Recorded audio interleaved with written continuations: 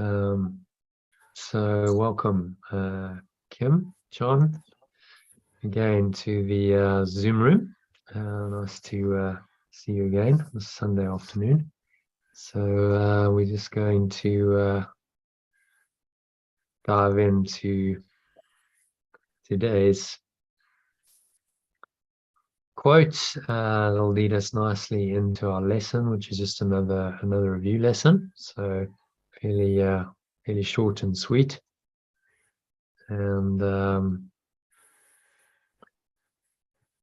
there's some text to do, a beautiful section called The Forgotten Song, and we'll look at the introduction to that chapter as well, which is just 2 paragraphs, but it's quite potent. So you're okay with that? So let's just get the live stream going, and then I'll share my screen with you. There's sun going on here, which is refreshing. It was raining the whole day yesterday. Nice to have a bit of sun. Okay, so where are we? Let's just get that going. Okay.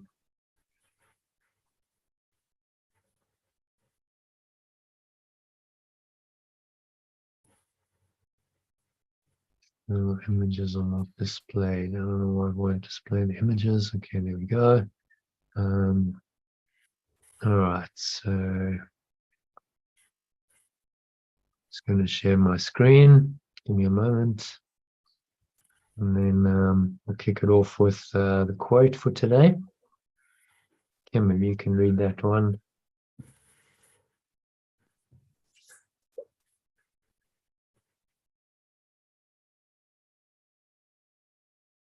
Yes.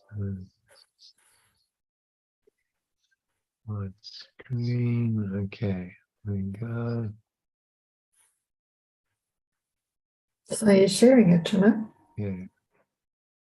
Can see you Yep, sharing each. I am. So Okay. just taking a bit of time to load. Okay. Can you see that now? Yes. All that we see or seem All is right. but So, a dream within a dream. Edgar Allan Poe, which is really stating the truth very succinctly. But I thought I'd include the full poem. So why don't we do it as a little mini meditation? I'll take you through just a process where you breathe, and I'll read it to you. Would you like to read it? Don't mind. I'd like the meditation. That's fine. John, what's like the meditation? Okay. Yeah. So just close your eyes as usual. You okay with that, John? So I'll just read the poem to you in a short meditation. So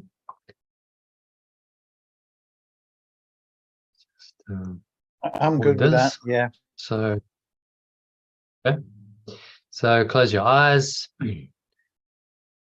Get into a nice comfortable meditation posture, feet shoulder width apart, back straight, cup your hands in your lap. Close your eyes.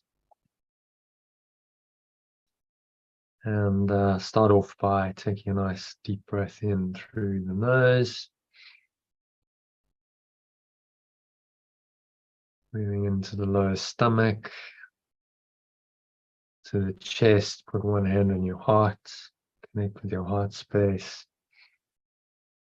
And draw the energy all the way up into the crown of your head. Just clenching your sphincter muscle. It's a muscle used to track the flow of urine or squeeze the last drops out. That locks the energy in. So you feel it's called a root lock in yoga.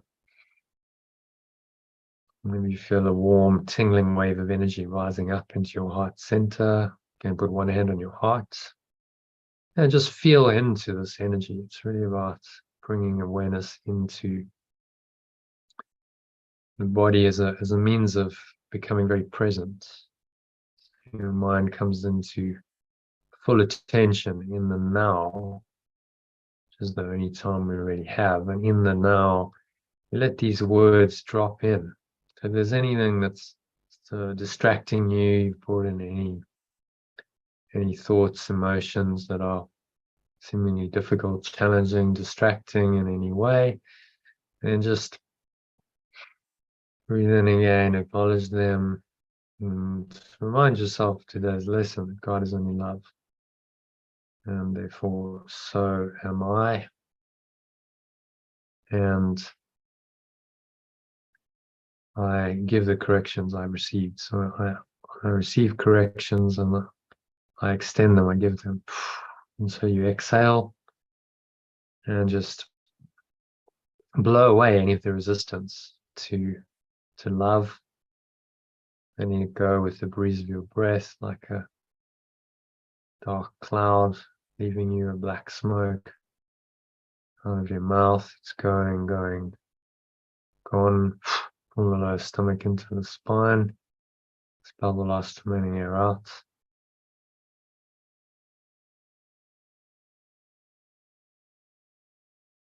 And just rest in this nice, calm, quiet, peaceful state.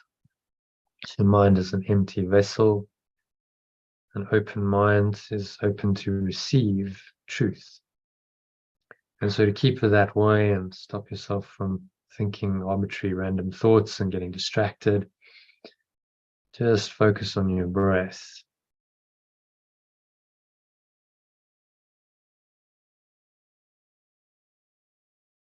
Breathing in and out through your nose, the nostrils, notice the breath flowing in and the breath flowing out.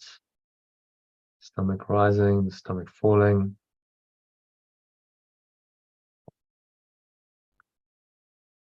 And just noticing this very gentle rhythmical pattern of the breath.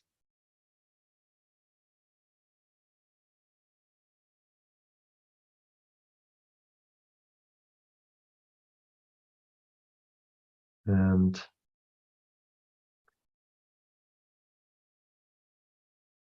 keep watching your breath as I speak these words to you. These are words from A Dream Within a Dream. It's a poem called Dream Within a Dream by Edgar Allan Poe. It's an American poet with somewhat of a mystic bent.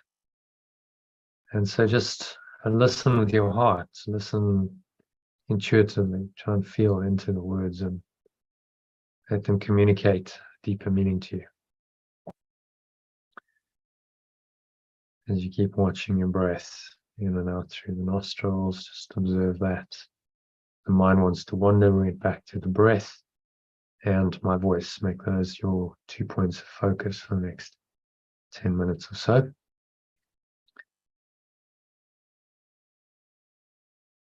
Take this kiss upon the brow and imparting from you now.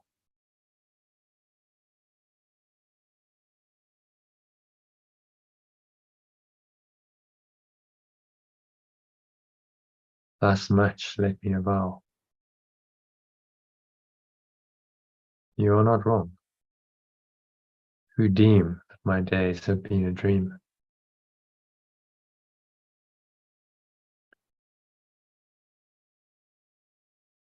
Yet if hope has flown away, in a night or in a day, in a vision or in none, is it therefore the less gone? All that we see or seem is but a dream within a dream. So just reflect on that for a few moments. This is our quote for today. Context of the poem in which it was written originally. all that we see or seem. And I want to personalize it and say all that I see or seem. So the seeming is seem to be, all that I seem to be in this world, all that I seem to see is but a dream, only a dream within a dream. So it's my dream within a larger dream. You watch the Inception, you'll see the concept of a dream within a dream shows up there. We live within a larger dream, a collective dream. And everyone's dreaming, dream of this physical universe of time and space, the dream of the world.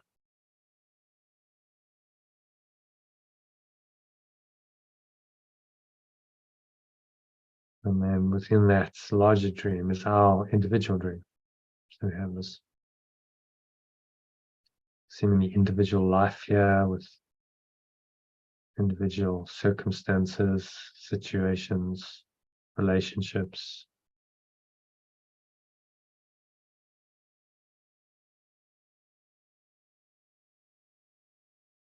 And that's our personal dream, or nightmare, as the case may be, that's happening within the larger dream of the world. And so really the world is just interlocking dreams. We're all part of the larger dream, and then we each have our individual dream. And that individual dream intersects with the individual dream of others.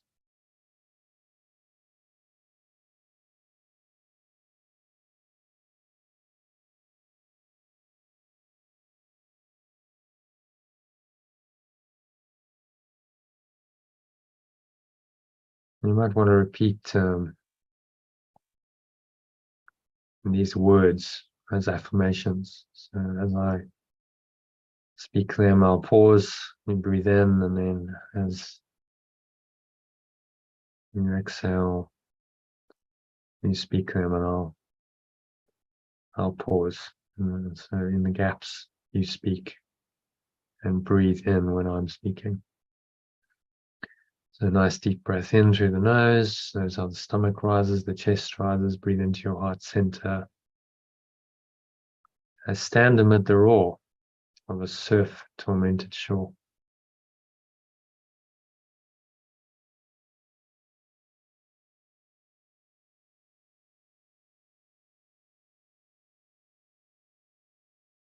Breathing in again. And I hold within my hand grains of the golden sand. You exhale to repeat those words. Maybe you want to imagine you're on a beach. We've all been on a beach at times in our lives and had sand in our hands, and you notice how it just runs through. It's grainy sand, the dry kind of. And it just, you hold it and you can't keep it. So he says how few and how they creep through my fingers to the deep while I weep.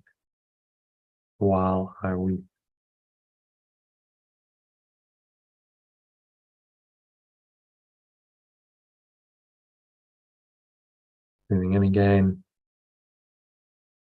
Oh God, oh perfect love, in our translated language, oh perfect love. Can I not grasp them with a tighter clasp? Breathe in again. Oh God, oh perfect love, can I not save one from the pitiless wave?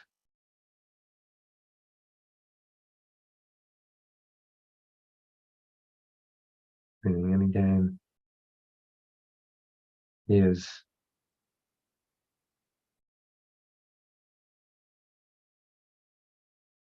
all that I see or seem but a dream within a dream.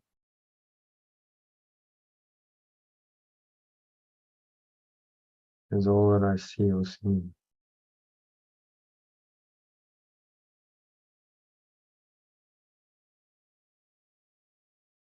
So ponder that question.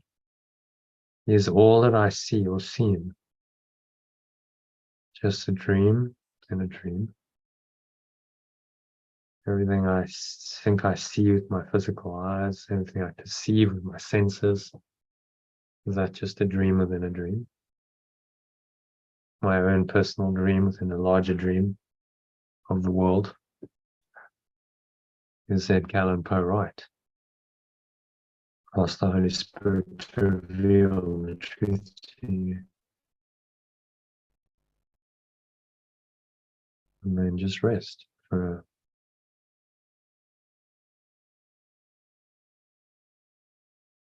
a minute or so.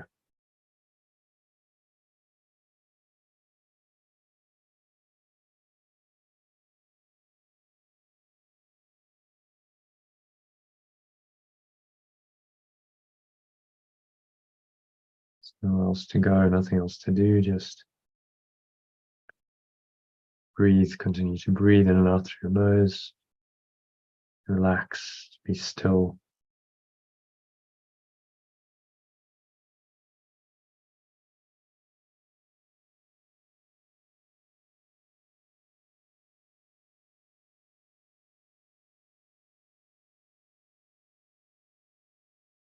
Keep the breath flowing.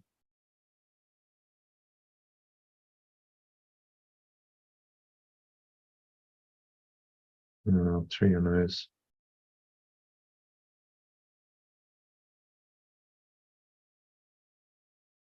Allow the answer to this question to come to you.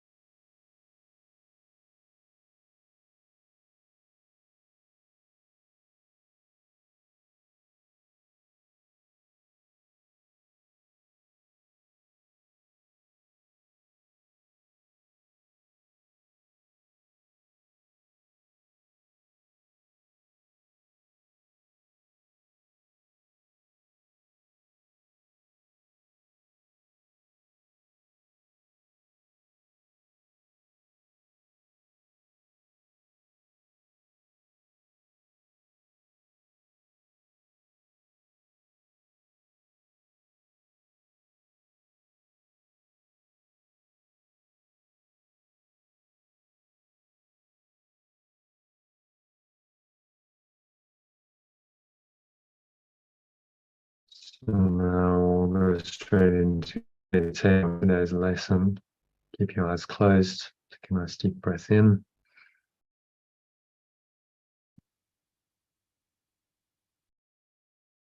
Imagine you inhaling the love of God. Say, God is only love. And therefore, so am I. When you breathe this powerful presence in,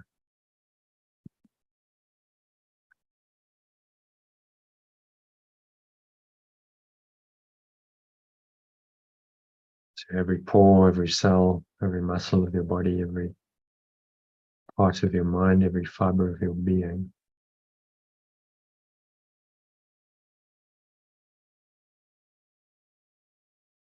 is in the light of this love that you are.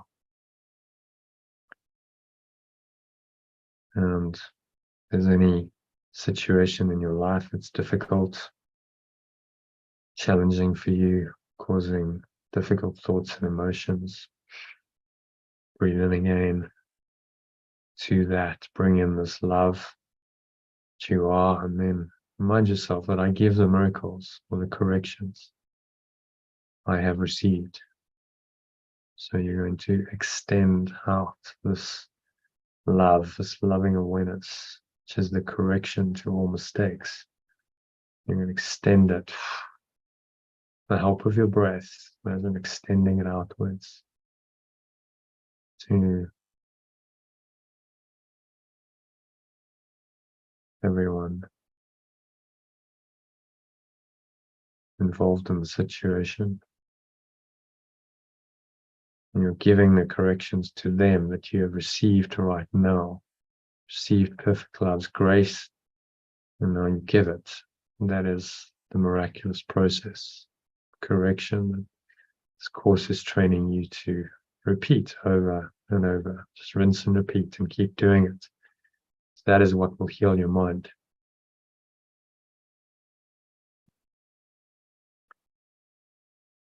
And say one more time again, God is only love.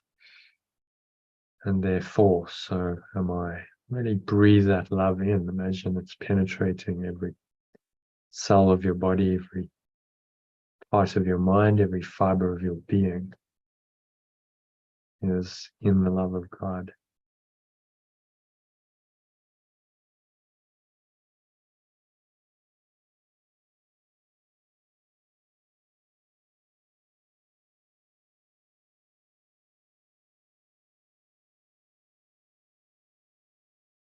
And there's nowhere else to go, nothing else to do, nothing else to think about.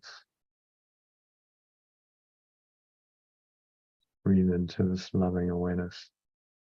Breathe it into every pore of your body, every cell, every muscle, every part of your mind, fiber of your being. It's in this loving awareness. Say, I am at home. And breathe in again. I am at home. Right here, right now, in the moment, in this awareness. And fear is the stranger here. There is no room for fear, only for love. So just embrace this loving awareness. Infusing yourself with it. Every pore, every cell of your body is inspired by it. Every part of your mind, every fiber of your being, you feel a thrilling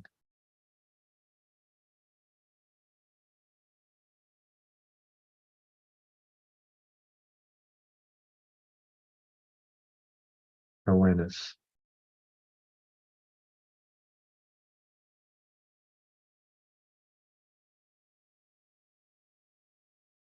Running through your veins. It's a loving awareness that you are, which banishes all fear and tells you you're home. This is where your home is, right here in your mind.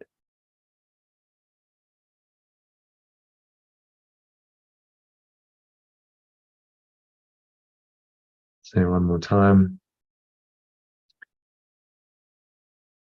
God is only love, and therefore so am I.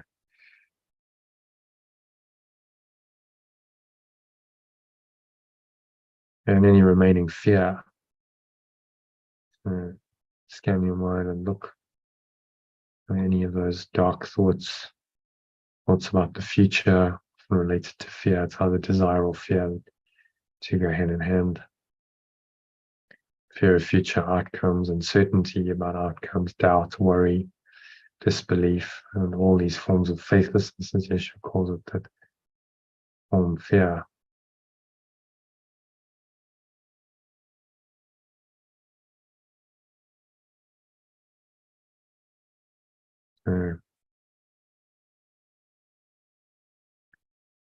Blow all that fear out.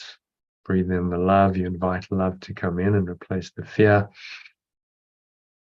And I'm at home in love, and fear is the stranger here. And you breathe this powerful, loving awareness into every pore, every cell, your body, every part of your mind, every fiber of your being.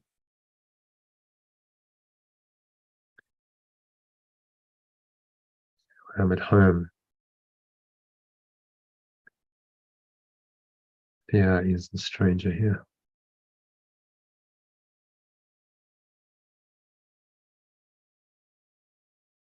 And you exhale it out.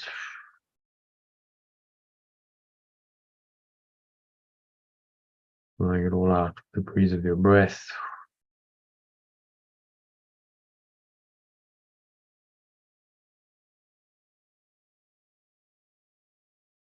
the nothingness that it really is.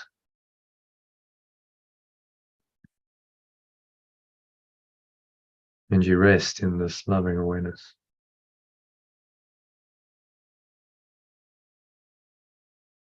And for a minute or two of deep silence, nothing else to do, nowhere else to go, nothing else to think about.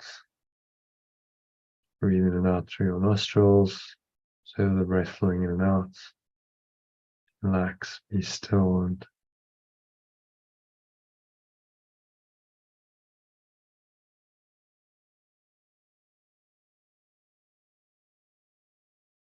and sink inwards to this divine love, the love of God that you are. So God is the only love, and therefore, so am I. And rest in this loving awareness. Another minute or two of deep, peaceful silence.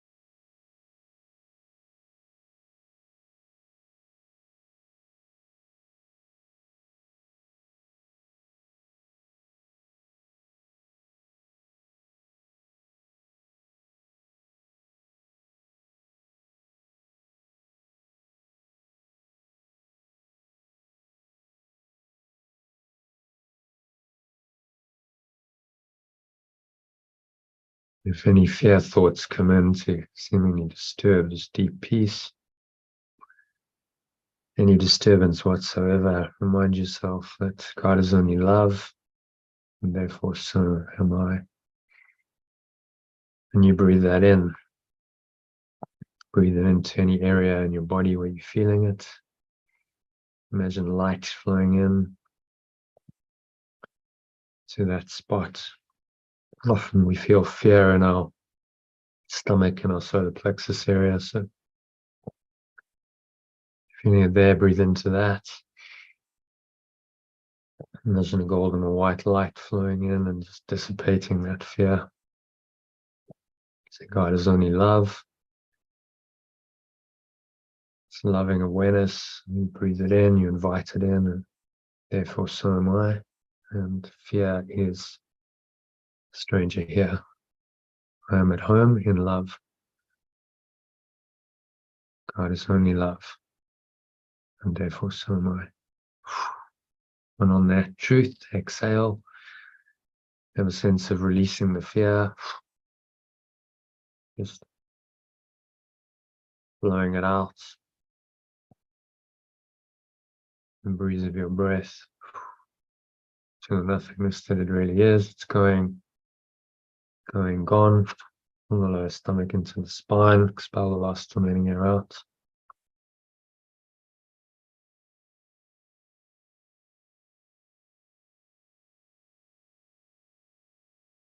And then you just rest here.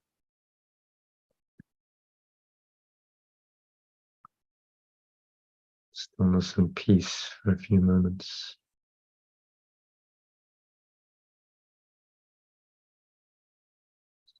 Accepting and embracing the exquisite divine love, the perfect love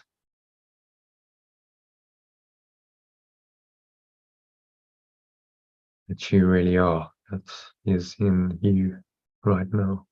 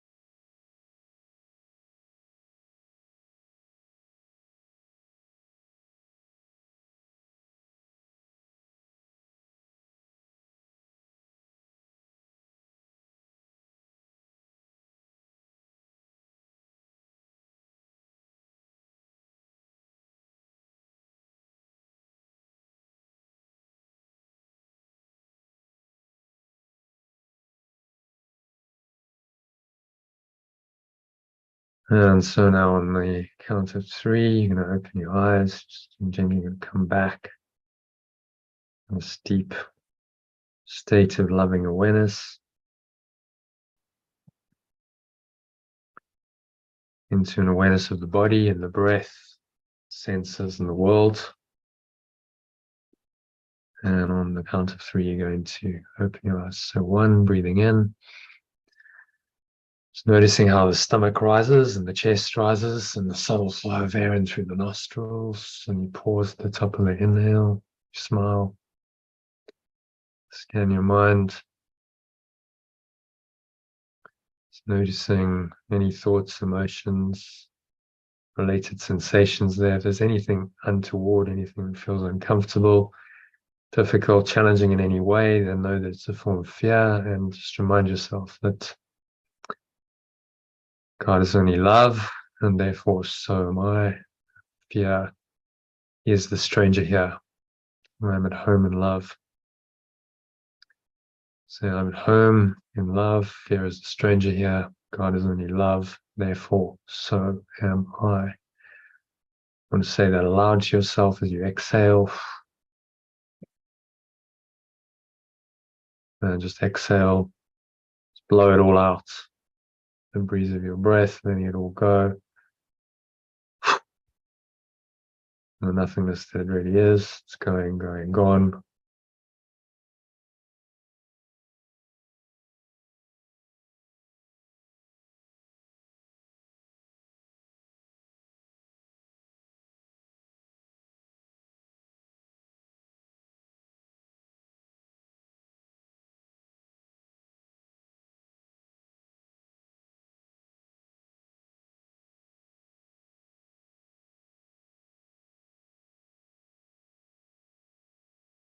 On the count of 2, notice the weight of your body pressing down into the chair, feet touching the ground, noticing what you're feeling. your hands touching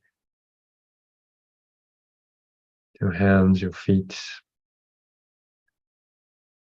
There's a subtle air in your flow of air in your skin. Notice that, breathing in, that air into the nose. Notice any smell in your nose, taste in your mouth. Perhaps notice what you're hearing in the surrounding environment. Just noticing all these things from this very still, calm and surrendered state.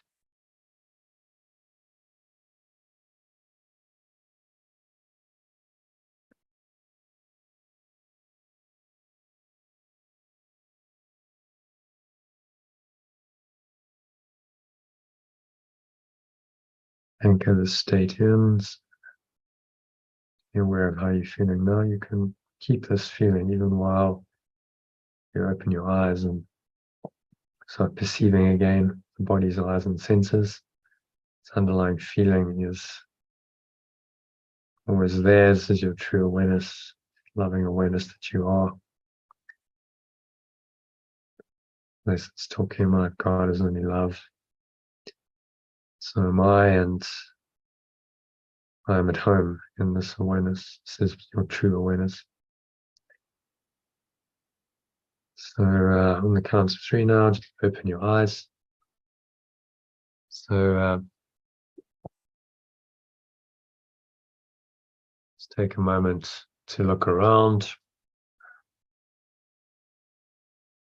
Focus on any object randomly selected.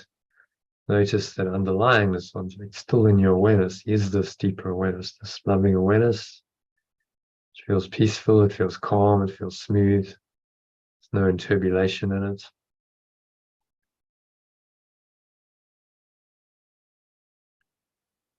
Just anchor your mind in that awareness.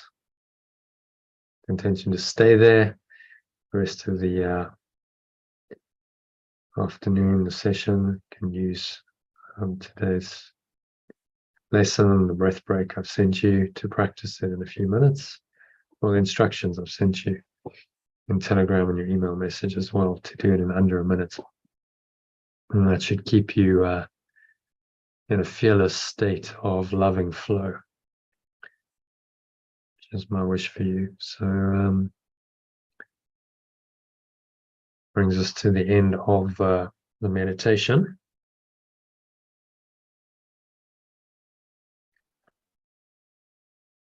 So let's have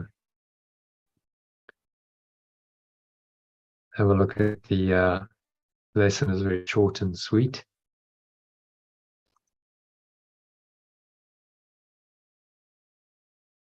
Going to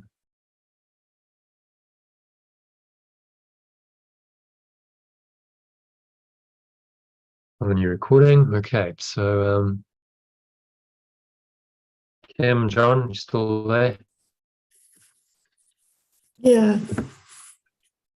Yeah. Down the meditation, just doing reverse order. I'd like to read the first idea. You read the first one. Kim and John can do the second one. So from in sequence, God is only love, and therefore so am I. And then the idea and the original alternative, and then God is only love again. God is only love, and therefore so am I.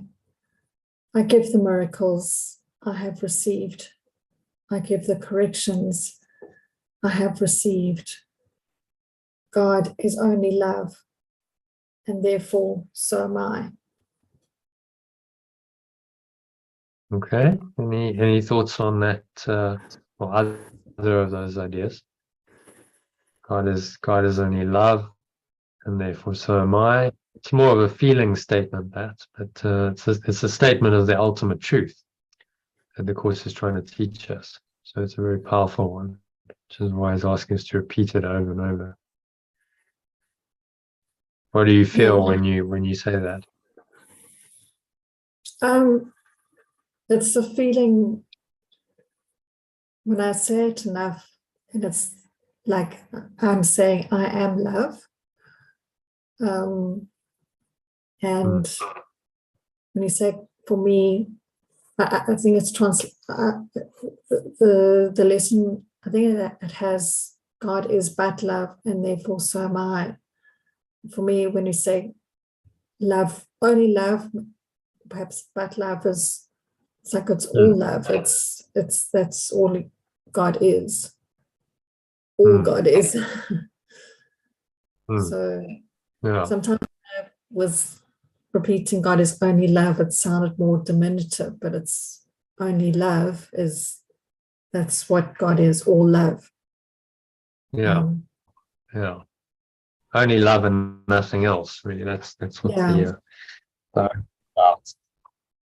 it says a recognition that there seems to be something else going on, but statement is affirmative nevertheless, saying there's only this one singular reality called love, and therefore everything else must be illusion. This is the teaching.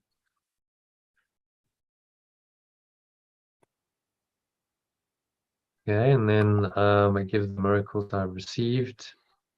I give the corrections I have received. What do you understand by that?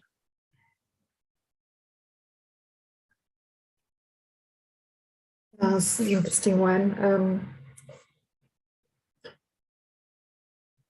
The correction, well, the translation is miracles to corrections. The correction is perhaps a correction of error.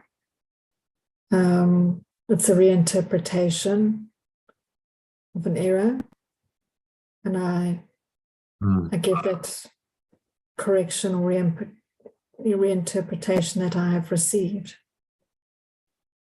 And give the corrections I have received. So I make a correction in my mind, and then I give it often to someone else. So if there's a misperceiving a situation, I make the correction in my own mind, I give it, and I release that person from sin and guilt and anything I'm holding against them.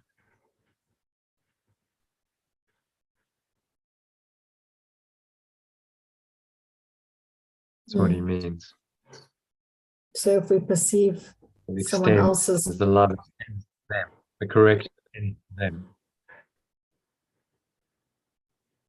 So if you reinterpret your perception of someone else's sin and guilt, or someone that you believe has done something wrong, maybe, and you interpret that's only an error. Exactly. So what would that? You say that's not true, no. So you hold it against them.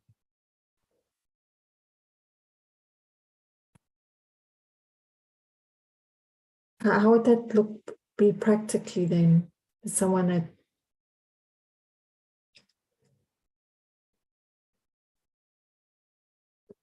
someone's done something you don't like. I'll give you an example. So I'm dealing with I'm currently staying with someone, and she invited me in, and now she's saying, well, you got to leave, and her sister's coming on Tuesday, but I think she's just using that excuse to get rid of me, because her sister wasn't going to come, and then she said, oh, well, my sister's not going to come.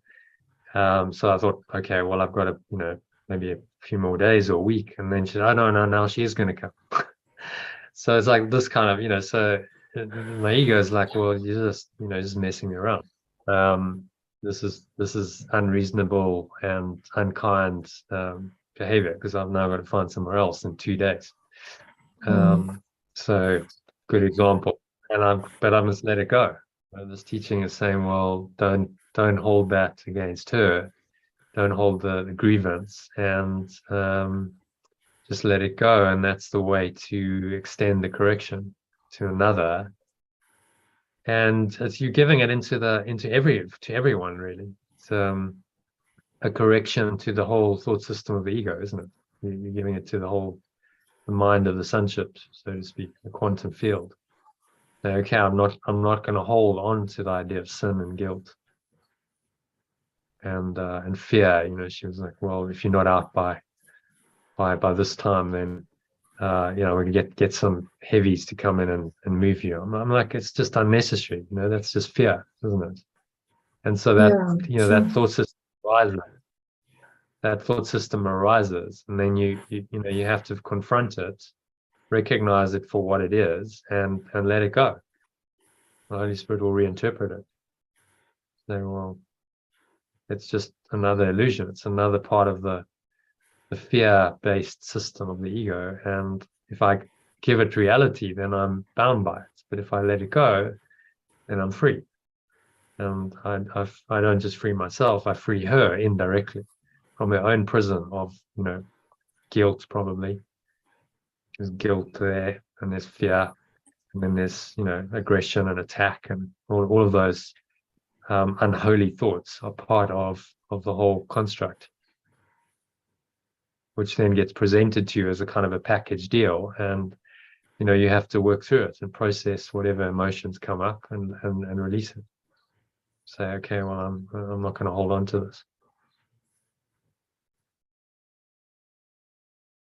And so whatever the trigger is, you've got to recognize whatever the trigger is. It's just that, it's a trigger. It's just a showing you this thought system of guilt and sin and fear, and trying to hook you into the thoughts and emotions that then seem to be justified by it. That's all that's happening. So, you know, don't fall for the trick, because it's just another ruse by the ego to suck you in.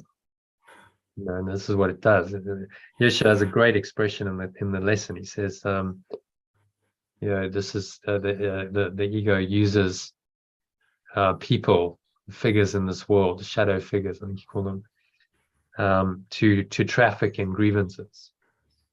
It's quite a nice kind of, because trafficking in this world is all about illicit. You know, it's you know, things that are not allowed, like drugs and arms and so on, and human slaves as well. So he's used the trafficking to, you know, indicate the kind of the dodgy nature of the ego's trafficking in grievances, and it's using people in the world who are apparently there to traffic in these grievances and bring the grievances to mind and hold you away from, keep you away from pure formless awareness of perfect love, and keep you in a fearful, grievance-ridden, you know, guilt-ridden state. And that's what it's trying to do. That's, you know, that's what it's always trying to do. So if you can see the game, it's still, you know, not always that easy, because the emotions seem to be real, but bringing in this thought system certainly helps.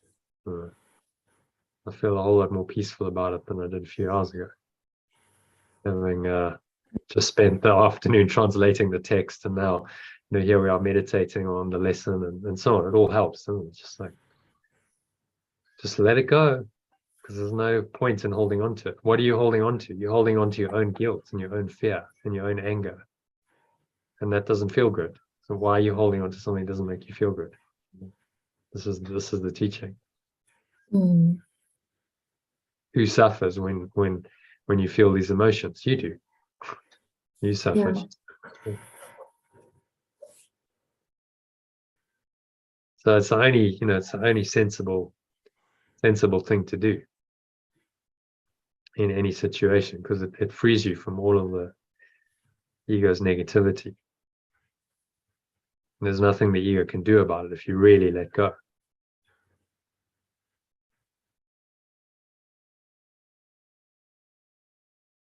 So that's why it tries to stop you from really letting go. And that's the game.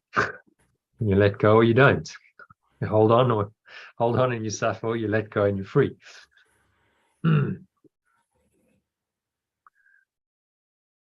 Okay, so John, would you like to read the next lesson and the God is only love? It's a kind of a sandwich effect, isn't it? It's like a triple decker sandwiches. You've got the piece of bread there, that's bread, and then the filler, and then again on the bottom. So you can do the bottom part of it for us. Yeah. God is only love, and therefore so am I. I am at home. Fear is the stranger here. God is only love, and therefore so am I.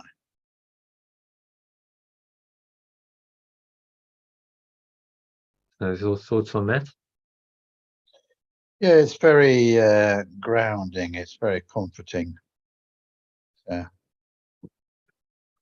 I'm at home. Yeah. So right now he's saying, I will be, I am at home.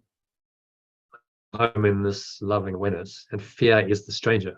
So that that feeling of fear is an alien in loving awareness. And when it intrudes, you notice it and you remind yourself that I'm at home still, in love, and fear is the stranger here.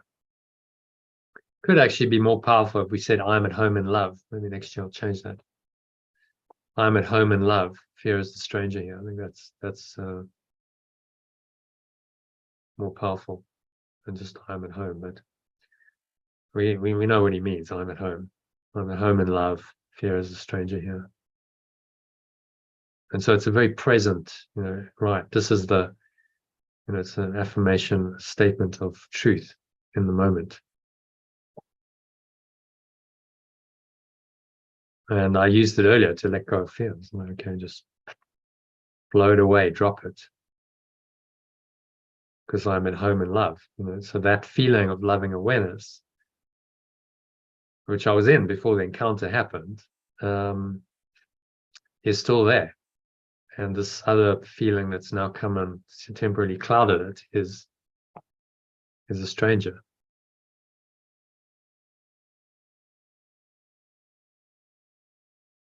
And then, everyone feels comforted. And it's whatever seems to be happening on the level of form, it's okay. It's all okay. The Holy Spirit's got it all.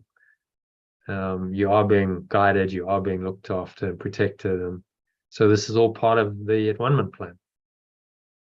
So, you accept it rather than resist it. Another part of the undoing of the ego, which is good news. Okay, so any other thoughts on that? On that lesson? No, I'm good with those. Kim? Good, Jono. Thank you. Yeah. So lesson done, and we have time now to go into the text. So we have a short introduction, which was actually yesterday's reading, but I've just translated it, so we can do that if you like, and then go into the other one. So it's 12 paragraphs, which will probably take us a couple of hours if we're quick about it. How does that sound? Okay. All right. Yeah. You need to go then, obviously. I can do for another hour, Jono. Yeah. Okay. Well, John, you said you had a couple of hours with an hour ago, so Yeah. anyway, we'll go until you can't go anymore. Okay, so this is introduction to chapter 21. Some really quite heavy hitting statements in here, actually. I've quoted this a number of times in the course, in particular, especially paragraph 1. It's in the slide, and I've used it a number of times because it really states the case of how this world is made by projection and perception, very, very succinctly and clearly. So,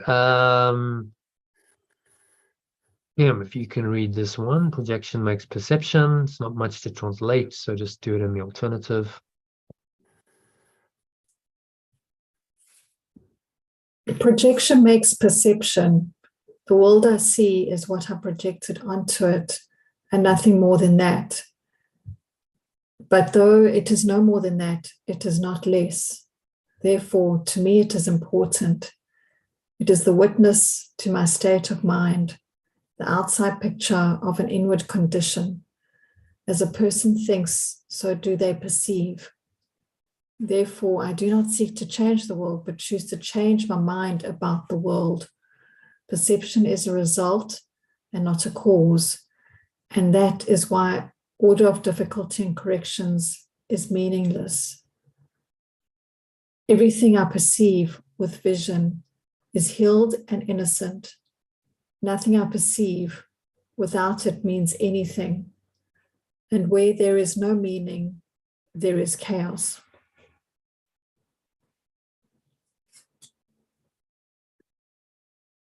So what's he saying there?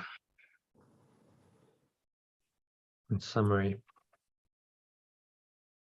Well, what we, in our kind of ego state, we project what is in our ego mind outwards. He's saying that's all it's all it is, but it doesn't mean to say it's less than that. Meaning this is what in our ego mind we feel is, this is what is reality, this is what's important, this is what, we kind of value. And what is projected out is really what is our belief, how we perceive things is coming from a place of what we believe, what we desire.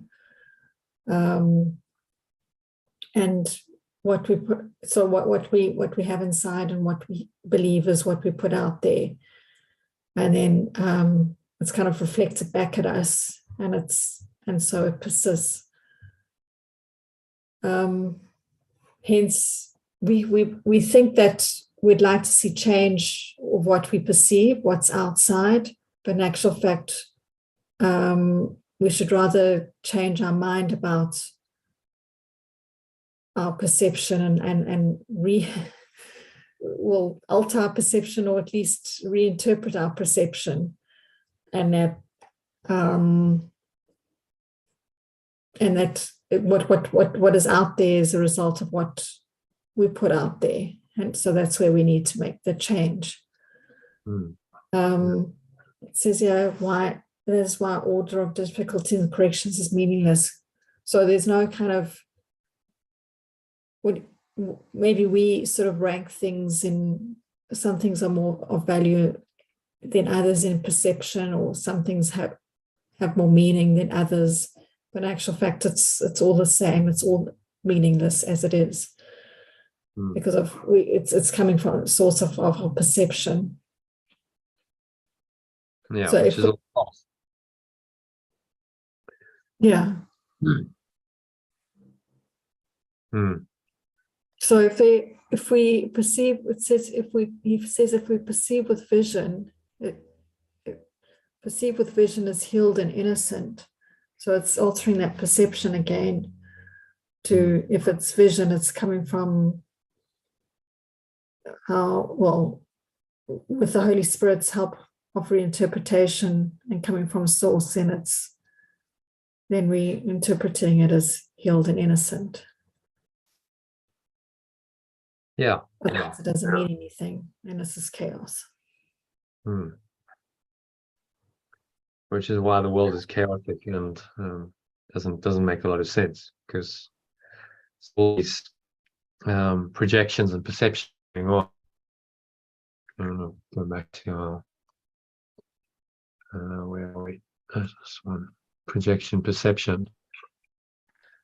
Really quite well explained in this diagram. Could add something to it. So the projection happens from the desire to be a separate self, and it seems to go out into the quantum field via your beliefs, your thoughts, your emotions. That all sends a signal out, which brings back sense perceptions. So you now have sensory data coming in, which is perceived as outside of you, but that's just a trick of the mind, right? As he says, projection makes perception. So this mechanism, projection, makes the ability to perceive something outside of you. Fundamental trick of the ego to maintain its idea of separation. And then you perceive it from the same basis, the same desire to be a separate self, and the beliefs and the thoughts and emotions that underpin the perception are the same ones that projected it out. And so you perceive from this as projection, and now, of course, you create a reality for yourself, and you lock yourself into that reality. But what he's saying is it's a closed loop.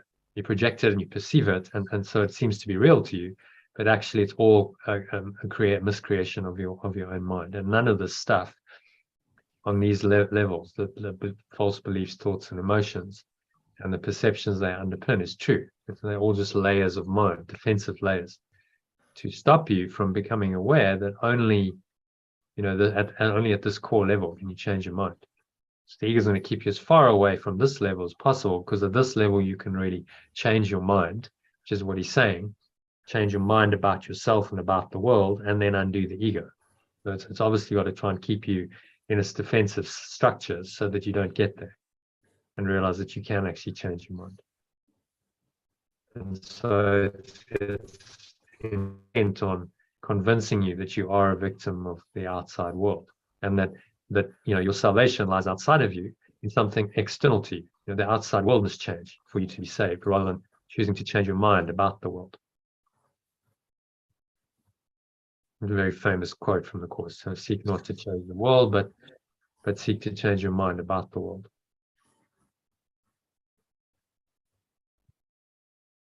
Which then changes, change your mind, that changes the core belief. What's your desire? What do you want to see? Do you want to see separation? Do you want to be a separate self? Or do you want to be one self and perceive it from the perspective of the one self? And that's what changing your mind fundamentally is about.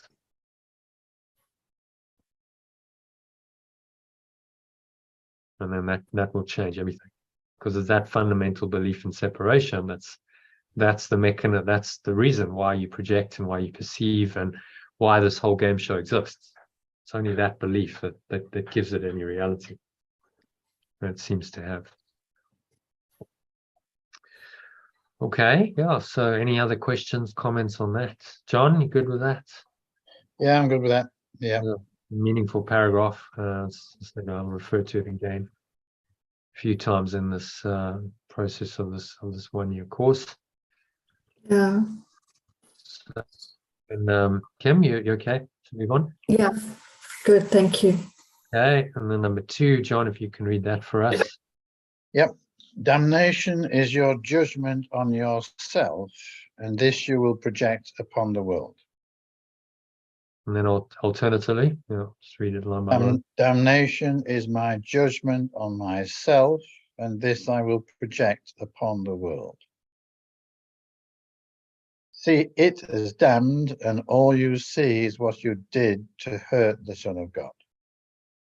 If I perceive it as damned, all I perceive is what I did to hurt the extension of perfect love. If you behold disaster and catastrophe, you tried to crucify him. If I perceive disaster and catastrophe, I tried to crucify myself. If you see holiness and hope, you join the will of God to set him free. If I perceive innocence and hope, I joined pure formless awareness of perfect love to set myself and everyone free. There is no choice that lies between these two decisions. Same in the alternative. And you will see the witness to the choice you made, and learn from this to recognize which one you chose. And I will perceive the witness to the choice I made, and learn from this to recognize which one I chose. The world you see but shows you how much joy you have allowed yourself to see in you and to accept as yours. The world I perceive only shows me how much joy I have allowed myself to perceive in me and gives me the opportunity to accept it as mine. And if this is its meaning, then the power to give it joy must lie within you. And if this is its true meaning, then I must have the power to extend joy to it. Okay. So, Yeah. What's he saying so there?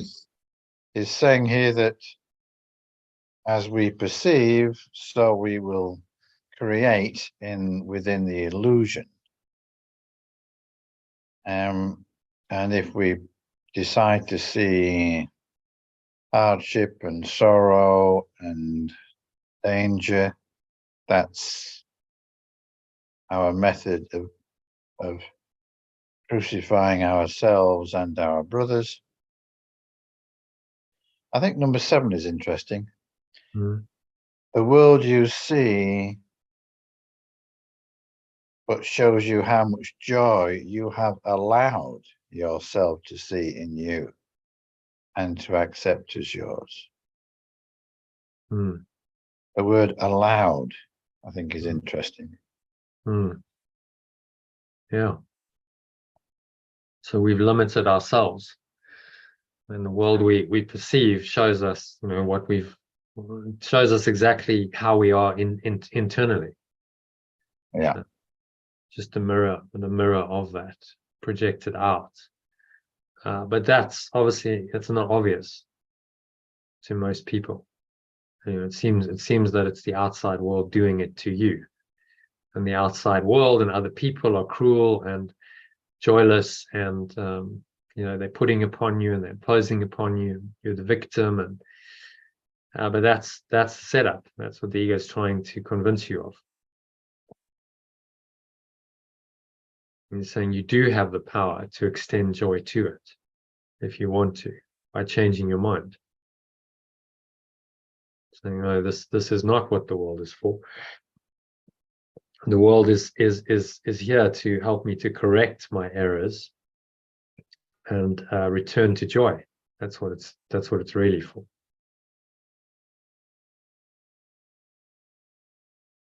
So let me accept that purpose rather than the ego's purpose, and then I can be free.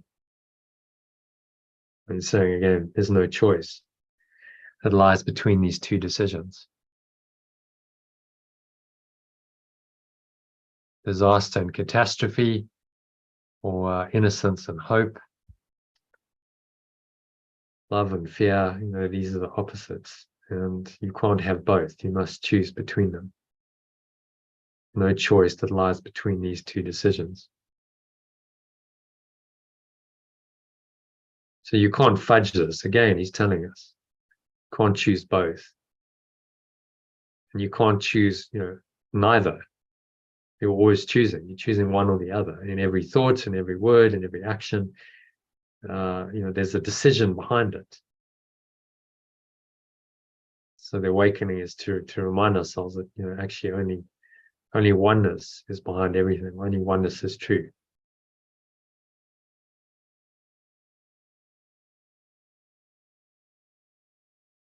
Yeah. Okay. It's a very summary paragraph, concise. Yeah, a good intro, really. This is powerful, 2 powerful paragraphs to introduce the whole chapter, which is on reason, and chapter 1. It's called Reason and Perception. Sorry, and reason and perception, and then this is the introduction to it.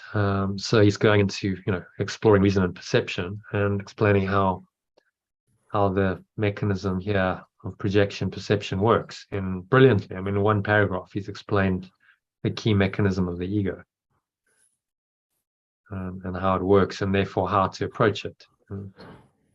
That don't seek to change anything outside you. Change your mind about the world.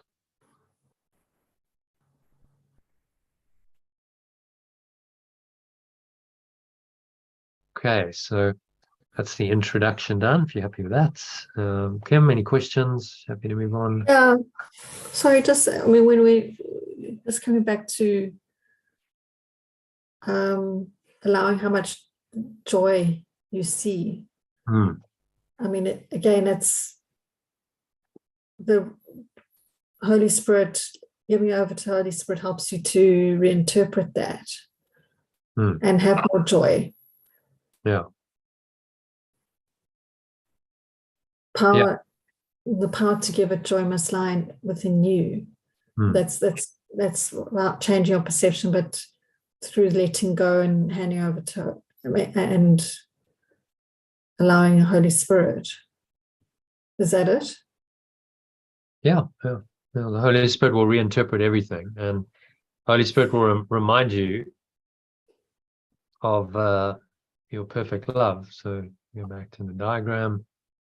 It's going to reinterpret all of this stuff that is not joyful, and the ego is anything but joyful. And it will tell you that it's not true. It's not true. It's not real. You don't have to believe this. You don't have to honor it. You can just let it go. And state of pure formless awareness is joyful.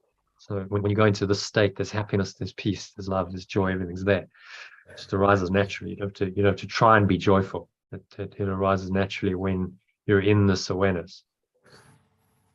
And then you can extend it. So you corrected it in your mind, and then the blue arrows are the giving of it, extending of it to others. So whoever's involved in these particular situations, always people involved generally, you can extend it to them, and they could feel some of your joy in and through that extension. So then you've extended spirit into this world in a very tangible way for people, because they can experience that emotion of joy kind of emanating from you. So you spread it, become a giver of joy and love and peace and happiness, rather than a giver of guilt and sin and fear and attack. Okay. Yeah? Sorry. Yeah. Thank you, John. All right. Have some water. Yeah. So this next section, section 1 of chapter 21, is called the Forgotten Song.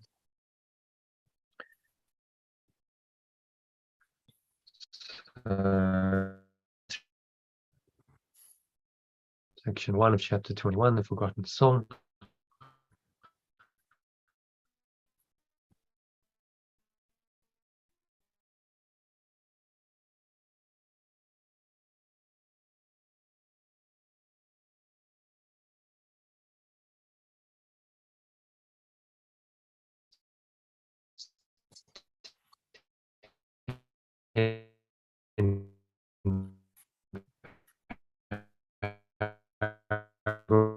It's a beautiful meditation, visualization,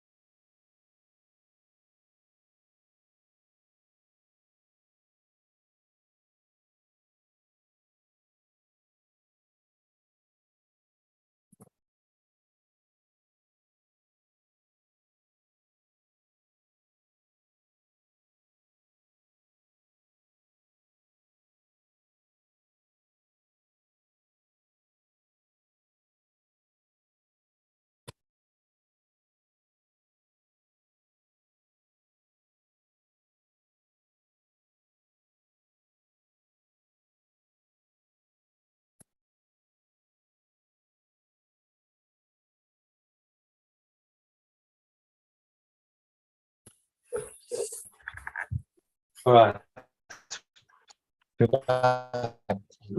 Sorry, I just dropped out there. That's okay. I was breaking up a bit as well Okay, when you were so thinking. Kim, yeah, let me just share my screen again. Okay, so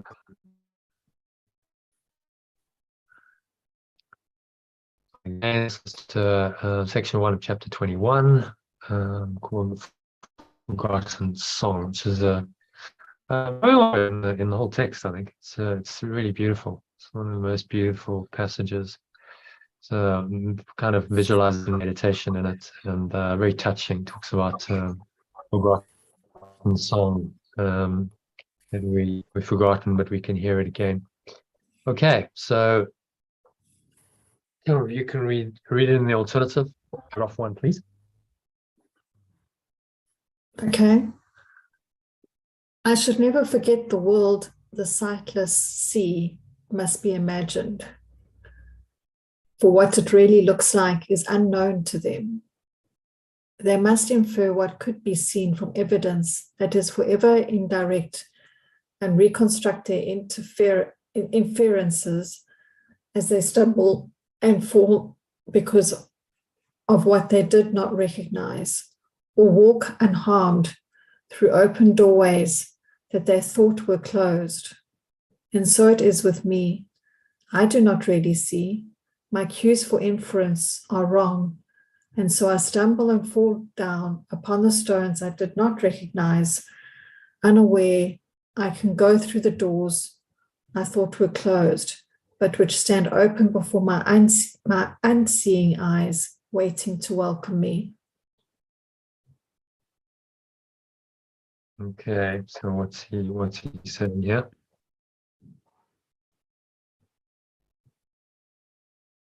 Well, what the sightless knows and the ego see is not real. It is imagined, because what is actually real is unknown to us sightless if we're not seeing the truth.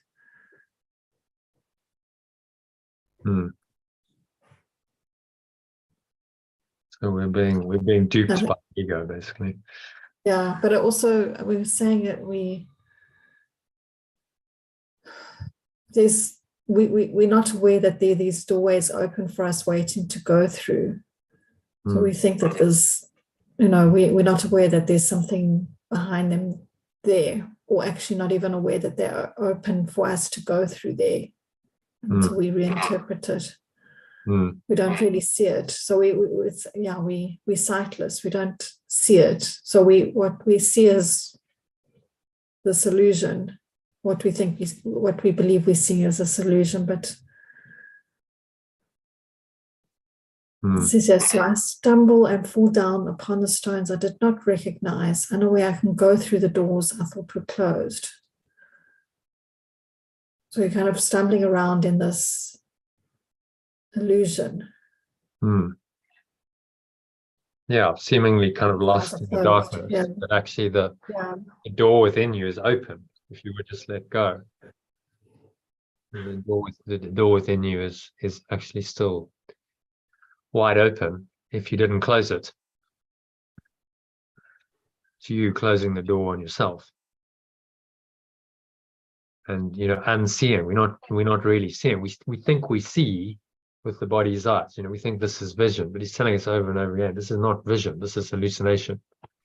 What you're seeing is projection, perception, and it's happening so well. This ego construct has designed it so well that obviously it seems like reality. We now go, okay, well, this is real. This is really out there. This is really happening to me. And we perceive everything that happens in the world as real, and then it has the power to affect us. I'm saying if you perceive or see in this way, you're not really seeing at all. And your cues for inference are wrong. So whatever you're perceiving, the perception is now telling you that separation, fear, guilt, and attack, and so on are real, but those cues for inference are completely wrong. They're a result of the false thought system that you believe in projected out, coming back to you. So Are the the whole thing is cues false and the whole thing is wrong. are the cues for inference, meaning like that's what we taking as the inference is what we inferring as the truth, Yeah. because that's what we No. So we It's the all truth. infer. Judgment is the process of inference. We go, oh, look, this has happened.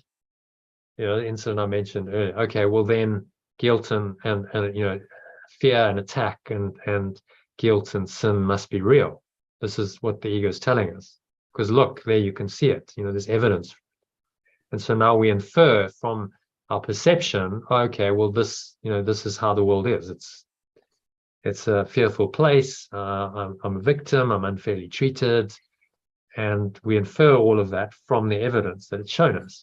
But he's saying, but that's false. The cues for inference are wrong, because it's a miscreation of your mind. It's a false projection.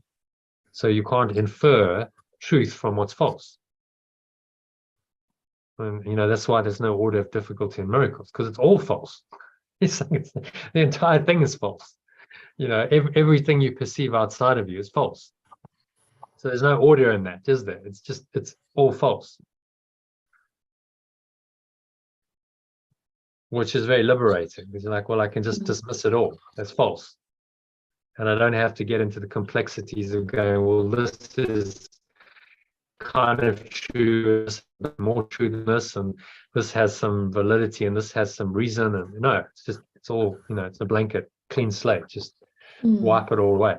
Easier said than done, of course, because the ego is still attached and emotions come in, but that's the principle, which is very liberating. If you start to see the freedom it offers you, like, well, who cares really? Why am I so attached to any of this stuff? Why does it matter? If it's all illusion, I'm going home to heaven, pure formless awareness of perfect love. Does any of it matter at all? Does a dream matter in reality? The Yeshua's saying, no, it doesn't matter at all. So nothing that happens here matters at all in heaven. And if that doesn't make you feel joyful, then you've misinterpreted it. That's the liberation.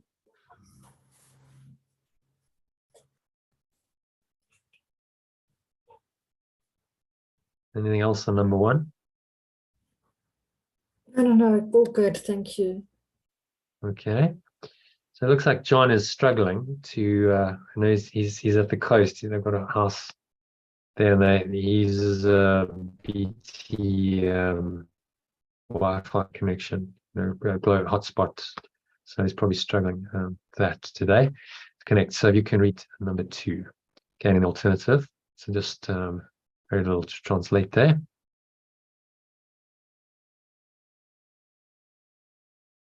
Sorry, John, I was just going to switch the lights on. I've got load shed. Well, my battery powered light got load shedding.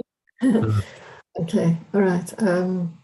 Okay, so the alternative, right? Yeah. How foolish is it to attempt to judge what I could perceive correctly instead? It is not necessary for me to imagine what the world must look like. I must perceive it correctly before I recognize it for what it is. I can be shown which doors are open, and I can see where safety lies and which way leads to limited awareness, which to pure formless awareness. I'll read number 4 again. I can be shown which doors are open, and I can see where safety lies and which way leads to limited awareness, which to pure formless awareness. Something doesn't make sense. Yeah. I agree. Which way leads to limited awareness? No. Yeah, okay. So So, and I can see where safety lies and which way leads to limited awareness, which way to pure formless awareness.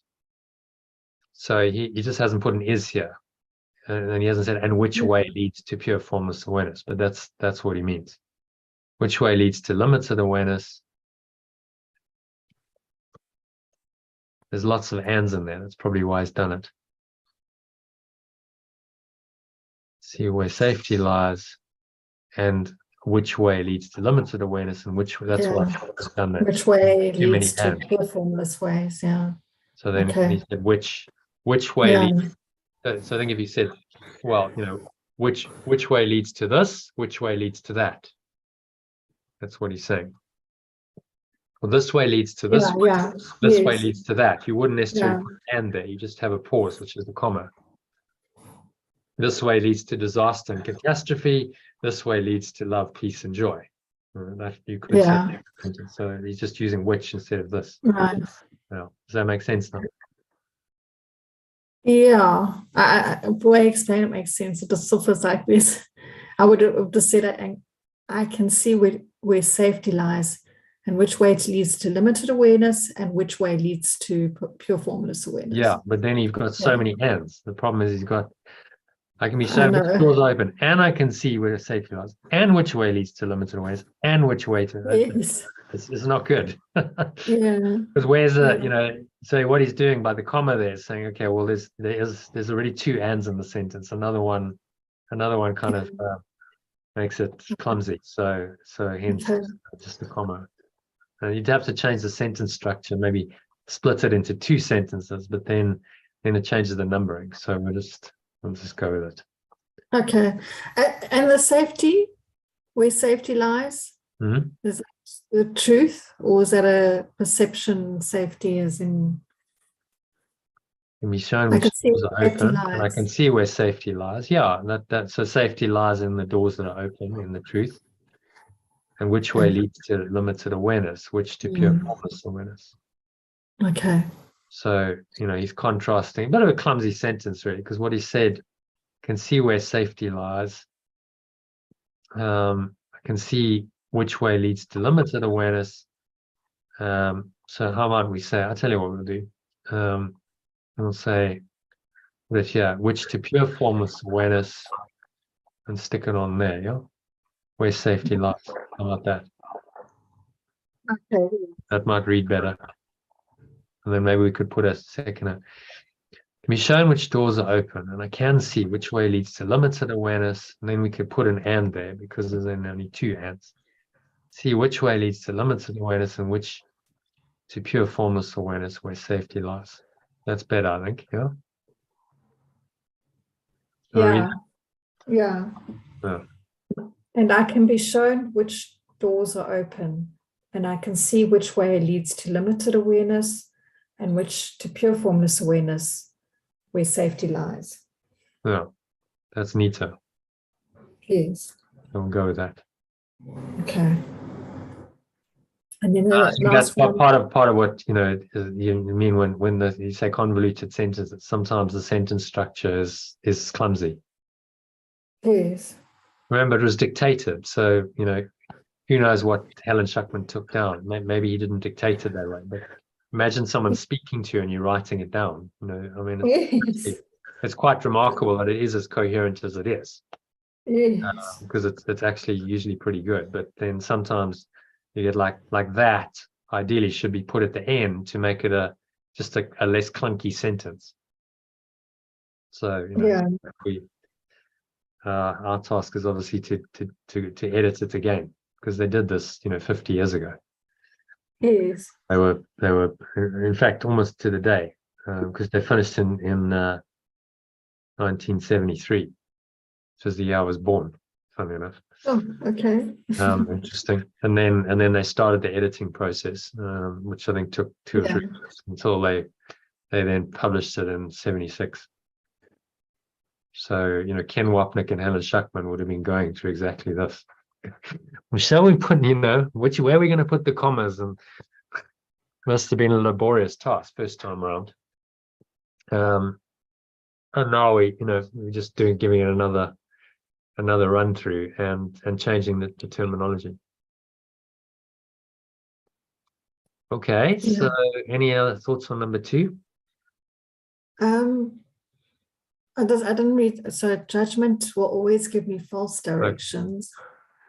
Only vision shows me where to go. Why should I guess? So I think it's just reaffirming choose the one, the door that's open for pure formless awareness. The judgment is coming from the ego. Yeah. Yeah. So judgment will always be false. Whatever seems to have happened on the level of form it's false. Whatever, this is why this thought system is so powerful. We'll undo the ego entirely, because he's saying, well, whatever seems to be happening in the projection, it's all false. So if you judge it as real, it's going to give you false directions, because it's false. The whole construct of projection perception, which is why it was useful reading that introduction. And that's why I included it. So okay, so this is how this whole thing works. And so that's why it's all false. And I can't rely on my judgment, which is my mind's interpretation of my projections, for truth. It can only lead me down, the garden path, down a false direction. Only vision shows me where to go. So the vision is always a true perception. Looks beyond it. Only, maybe say, true perception shows me where to go. And then he finishes with the question, why should I guess? Why should I guess which way to go? So there's an implication. Why should I guess which direction to go?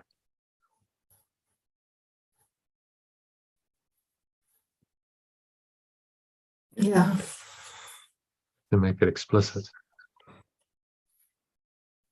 So saying, that there's a logic to both thought systems. You don't have to guess. You just have to be very disciplined in your logic. And then the truth will show itself to be true, and the ego will show itself to be false. And then, there's no choice. Then the choice is obvious. It's completely logical. Once you've been through this process of mind training, so you have this logical thought system, the Holy Spirit installed now as your default operating system, and you can start to perceive things truly. Until then, you're guessing, and so most people's perceptions are very split. And sometimes they might be in the Holy Spirit. Occasionally, if they're not mind trained, probably not very often. And then most of the time they're in the ego, and they're thinking that's reality. And this is showing them reality how it is, but it's not. They're actually just lost and confused, trying to kind of guess their way through life. And that's why it seems to be quite uncertain and fearful, because it's not true. So of course you're going to feel fearful and uncertain if something's not true. Yes. It's inevitable. Okay, so it seems John's left us, sadly. I think his internet has let him down. So Okay. just the two of us. So let me know when if we can get to about 6 or 7, then there's a meditation. So I can take you through it on lovely light meditation, which we can do to finish the section. Okay. All right, so there's no need for me to learn through pain. There is no need for me to learn through pain, and I learn gentle lessons joyously and remember them gladly. What gives me happiness, I want to learn and not forget. It is not this I would deny. My question is whether the means by which this course is learned will bring me the joy it promises. If I believed it would, the learning of it would be no problem. I am not a happy learner yet because I still remain uncertain that pure formless awareness gives me more than judgment does. And I have learned that I cannot have both.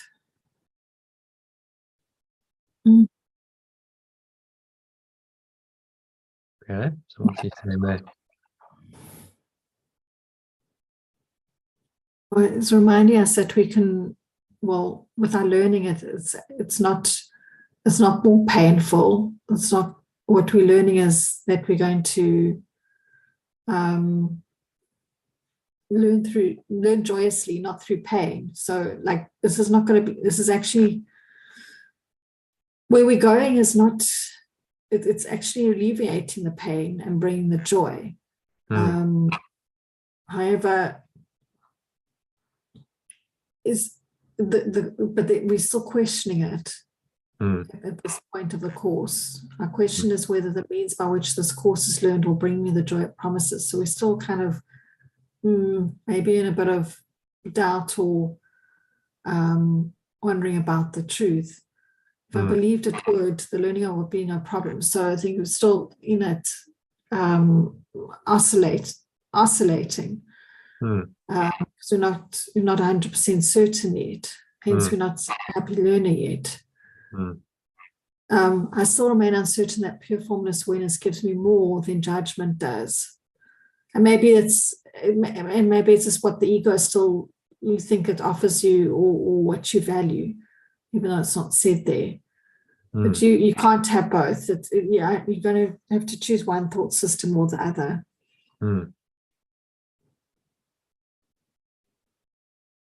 Yeah, and if we really understood that, that one thought system brings me happiness, and the other one is a disaster. I mean, surely that's not hard to accept.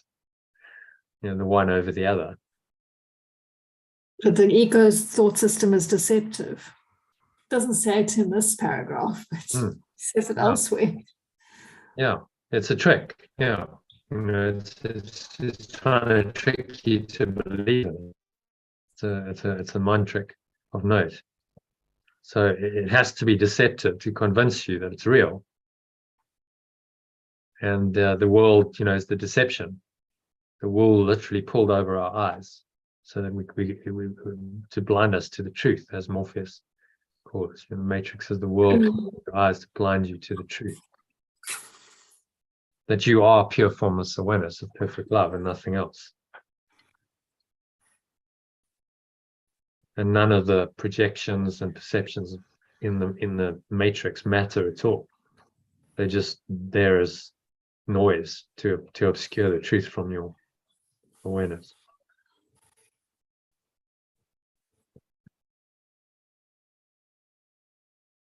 Yeah. So why would we believe that judgment based on our projection and perception offers us more than pure formless awareness of perfect love does? Well, I mean, it refers to judgment, but the other things as well. Well, it's all judgment. Judgment is, I judge it as real, isn't it? Okay. Anything that when you're judging it as real, then there's a thought, there's often emotion involved in that. Think of any thought, emotion you're having. Well, you're judging whatever you judge, whatever seems to be the cause of it, you must be judging as real. Not so. So it goes very, very deep. I see a pretty garden outside. Oh, that's nice. I judge it as real. Oh, that's nice. That makes me happy. I'm judging it as real. Oh, that's, then it's raining, it's overcast, it's miserable. Oh, the weather's bad.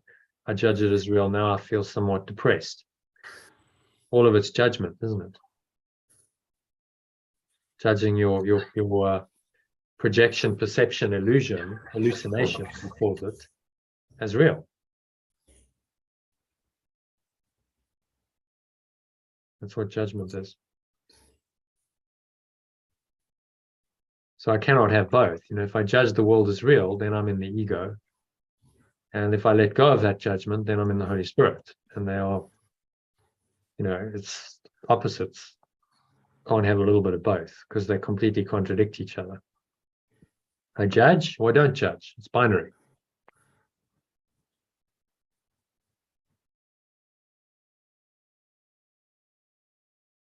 And so he's telling us that over and over. The non-dual teaching is it's one or the other, and you've got to choose. And he's told us that. I mean, on virtually every section, every lesson, he tells us, but he's telling us again here in another way. That this is the equation. You've got to choose one or the other. You can't have both. Which then, means you can finally make a clear-cut choice, and you can leave the illusion behind. You don't have to compromise and take it with you. You can judge against it and say, I'm done with that. That's over. Even though in your perception, the The challenge is you still hang around in physical form, and your sense perceptions aren't just going to disappear. They kind of, you jacked into the matrix. So it's a decision on the mind, and then that decision affects how you see. And that, that's why it's tricky, because you're still perceiving, perception doesn't just disappear, but now you have to perceive correctly without the ego's judgments. Okay, so happy What's to move judgment on. is it's kind of like what you're saying is, I mean, when I think of judgment as sort of taking an opinion, I suppose, yeah, I mean, if you set the example, okay, the garden's pretty or the weather's not nice, that is a judgment, right? It's creating an opinion rather than just a neutral observation. Is that what you mean by the judgment? Yeah. I haven't just observed the garden and gone, well, whatever. So I have no feeling about it one way or another. I go, oh, that's nice. I like that. Oh, that's not nice. I don't like that. Judgment. I judged it. Okay. And now my perception has changed accordingly because of my judgment. And I have feeling accordingly. If it's nice and I've judged it as such, then I go, oh, well, actually, I'm quite happy now because the sun's out and the water's nice. And then, the alternative is, well, then, no, I'm not happy because, the weather's miserable and it's raining. Yeah. Allowing the external to change my internal state to my judgment. This isn't smart. Because then you're at the mercy of the external world rather than having an internal locus of control. You're like, well, I'm okay. I'm in awareness, pure formless awareness of perfect love, no matter what the weather is, no matter what's going on outside of me. That awareness is still that awareness. It hasn't changed. One iota. My awareness is still what it has always been. So it's a very simple idea. I mean, this is so simple. Just one singular awareness. That's all we are, and nothing else is real. Nothing else matters. But it's the very simplicity that makes it difficult, because it's no exceptions. Okay, so your entire perception of the world then is false. Well, okay, so what do I do with that now? And I've still got to continue living here. Okay, it's all false, but seem to be still in it, and the world doesn't just disappear. The table's still here, the chair's still here. I remember when I first sort of started getting this, it's like I was reading Disappearance of the Universe and sitting at a table. I remember the moment so clearly. I was sitting at a table that my mom had given me, and reading the course.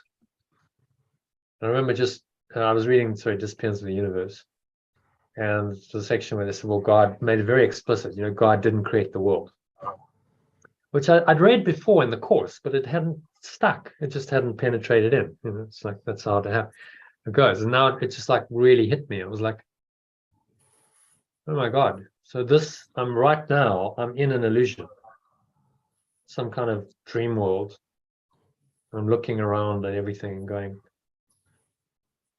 I was like, what do I do with that? What do I do with this insight? I get it, but I was like, it was almost like oh shit, now what do I do? What do I do? I don't know.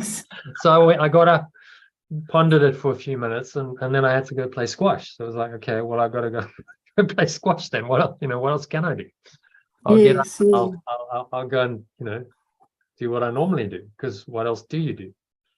It was a bit like, okay, I've had this stunning insight. I mean, it really was like, whoa. Like the first time I started to get an inkling of what they meant by the word illusion. I'd never really got it before. It's like, I'd read the word, yes, illusion, but it hadn't really penetrated the defense system of like, okay, what's it actually saying? That everything you perceive is not really there. Some kind of dream world. So this is what awakening involves. It's like, whoa. I mean, that's a pretty radical, mind-blowing thought. But then what do you do with it? Well, that's the integration work. That's taken me many, many years to figure out. And I'm still a work in progress, because I'm like, well, okay, you're still dealing with perception, you're still dealing with all these projections. Many people are asleep, they have no idea who they are, they behave unconsciously. You still got to deal with that. But Yeshua's saying, well, there's like two ways of dealing with it: judgment, or it's letting go of judgment. Yeah. Make your choice. Right. So it's a very simple equation, but it's still not easy to do, because your default perception promotes judgment. You see something, you are kind of jacked into the matrix, and then your sense perceptions give you a stimulus, and then you're programmed to respond. The ego's programmed you to respond in a certain way. And unless you have this kind of mind training practice to pause and stop that automatic response, you just tend to react. It's like, whoa, default. I had that experience earlier, and it was immediately fight or flight. I could feel it coming up. Like you can feel the cortisol and adrenaline. And fortunately, like, I have enough awareness to go, okay, I know what's happening. Just breathe and let it go. So I was like, just did some deep breathing, and I'm, just doing that while I'm listening to, one of my meditations and David Hoffmeister, and I'm working on my email. And so then I cleared it, because I'm like, okay, I'm just, releasing this by going to the truth.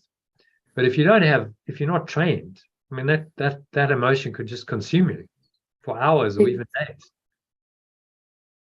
because it seems to just grip you. And it's like, well, you've got to have some resistance to it. Otherwise, it'll just grip you, and it'll take you down into a dark place. It's not a nice feeling. Fear is a horrible feeling. Yes. And then fear breeds attack.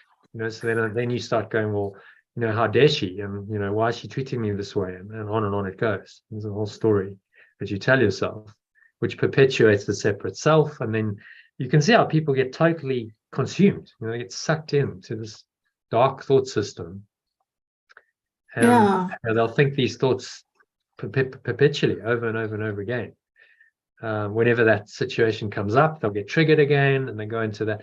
And then if they do that all the time with lots of situations, that starts to become their default mode of operating. This is how they operate, in a fear state.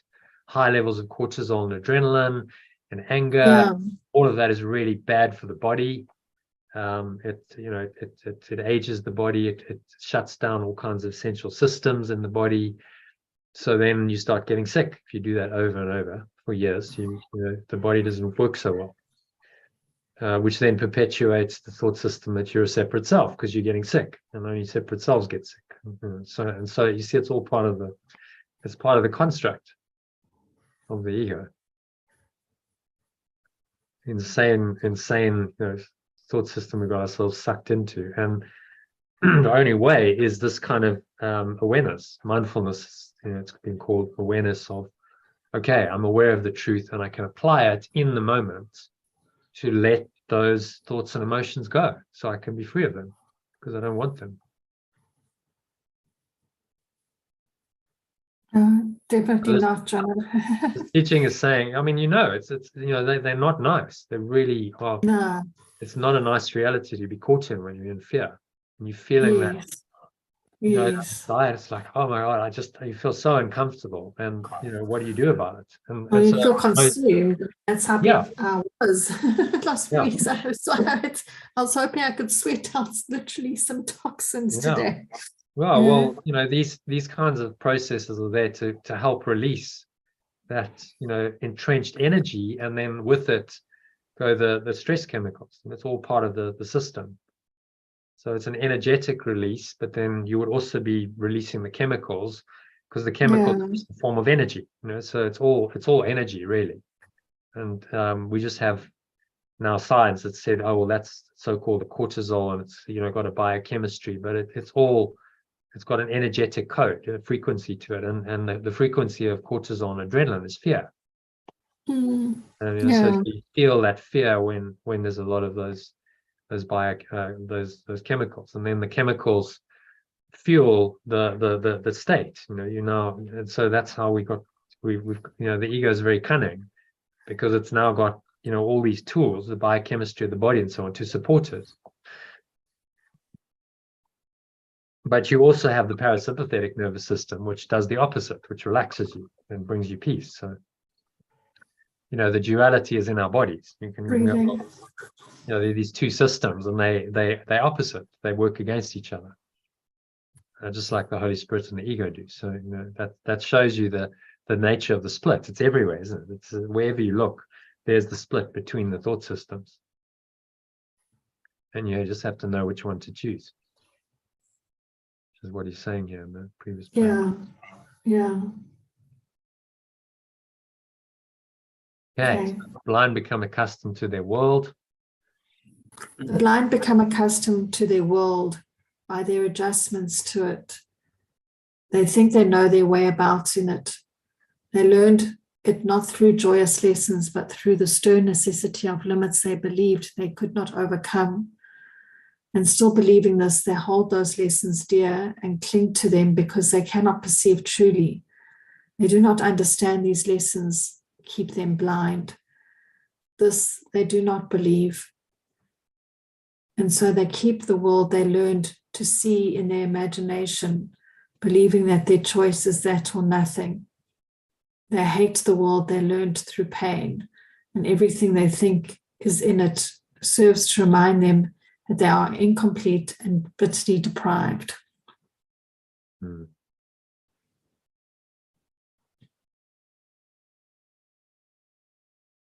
Okay, so what's he saying there? Or the blind, in terms of those who are kind of believing that the illusion is real, probably oblivious to that. They believe say the spiritually blind, maybe, just to qualify it, spiritually. Yeah, spiritually blind. Or those that believe that that's what they're perceiving, or they believe that's real. They might probably don't even not aware that that's coming from their perception. They think it's out there. I mean, most people, the default thought system, they believe the world's there, isn't it? I mean, yes. And if you say that's not there, they'll think you're crazy. Most people say, well, I mean, what are you weird, crazy? Are you on drugs? Are you hallucinating? Because everyone can see it. It must be there. Surely. Yes. We can see it, we can feel it, we can touch it, we can taste it, we can smell it. It must be there. That's the conclusion the ego comes to. And it's only the spiritually awakened and awakening. You say, I'm not so sure about this. maybe all is not, what meets the eye. Maybe there's, some trickery going on here. Well, we get schooled in terms of, I mean, as you say, it's very much about our so-called five senses and beyond. Yeah. Born into a body, born into a thought system, born into a society that's asleep, going through the education process. Your parents tell you that this is true, your teachers, your peers, you go through a whole system, and you're a slave to the matrix. You wouldn't know otherwise. Born into bondage. Doomed to go through your life in bondage unless you change your mind. Come to a teaching like this and say, well, okay, maybe it isn't what I thought it was. Maybe there's some deeper truths that I'm missing here. And that's the spiritual search. Spiritually blind become accustomed to their world by their adjustments to it. So what we do in the ego is we adjust to the world. Oh, okay, so the world is this way, and now we adjust ourselves to the world. And that is the way of the world. Think of all the advice you got when you were young. Oh, no, but this is the way the world is. You've got to adjust to it. You got to make sure you get your good grades, good marks, good educations, because this is the way the system works, and you've got to fit into the system. They didn't say, well, why does the system work that way? Does it have to work that way? Maybe you could change it. Maybe it doesn't have to be that way. And then people don't tell you that, do they? Yeah, generally not. No. Some of it is a little bit of windows of, your thoughts create your Yeah. beliefs and actions. So there has been, I'd say, in the last 10, 20 years, a lot of that Yeah, but coming still, through. most of it is within the system. They're going, okay, Yeah, so it's accept the within the system as system. real. And now you're going to try and maximize your gains in the system. So law of attraction. Now you're going to get the good stuff. You're going to avoid the pain. You're going to get all the good stuff, which you think you want. But you're still working in the same system. Nothing's really changed. You think you can somehow get over the duality of pain and pleasure by just going for pleasure, but you can't, because once you're in that system, there's going to be the downside. There's always going to be the pain. You seek pleasure, then you open yourself up for pain, because it's in the same reality that you're going to experience both. So it's another setup. You're not really doing anything by seeking, more pleasure, more stuff in the world that's going to improve your life, big up your status, give you a bigger ego, give you pleasure that you think you want, give you anything you think you want. You're not really changing anything. So again, you see the ego's hijacked that insight and gone, okay, well, I'll use it for my purposes. And many teachers, the whole personal growth movement is really just saying, well, you're now going to maximize the system to your advantage. Not saying question the whole system. Maybe the whole system's a setup. I don't tell you that. No. It requires a non-dual teaching like this. And there's a good reason for it. I mean, there's the reason why there's only two of us talking, because people don't want to hear the truth. They want to hear, oh, no, I'll give you a way to make money. I'll give you a way to have the relationship of your dreams, whatever. That's what they want to hear. And so there's plenty of, peddlers who will sell them that message for a price, of course. They package it nicely and they have slick marketing, and they sell the masses what they want to hear. But it doesn't work. That's the only problem. It doesn't work. You're never going to find authentic peace and joy and happiness in that system. Yeah, I mean, it works to a point, though, I suppose. I mean, a lot of people claim that it's changing, but I guess, you're not going to have some pain. A total victim. It can take you from a total victim to like, oh, actually, my life's a bit better. I'm now more majestic. I'm making stuff happen. I've got out of the inertia of the victim mode, and I think that I can, I actually have the power to change my life. This isn't a bad thing to do that. No. But it's not the end result.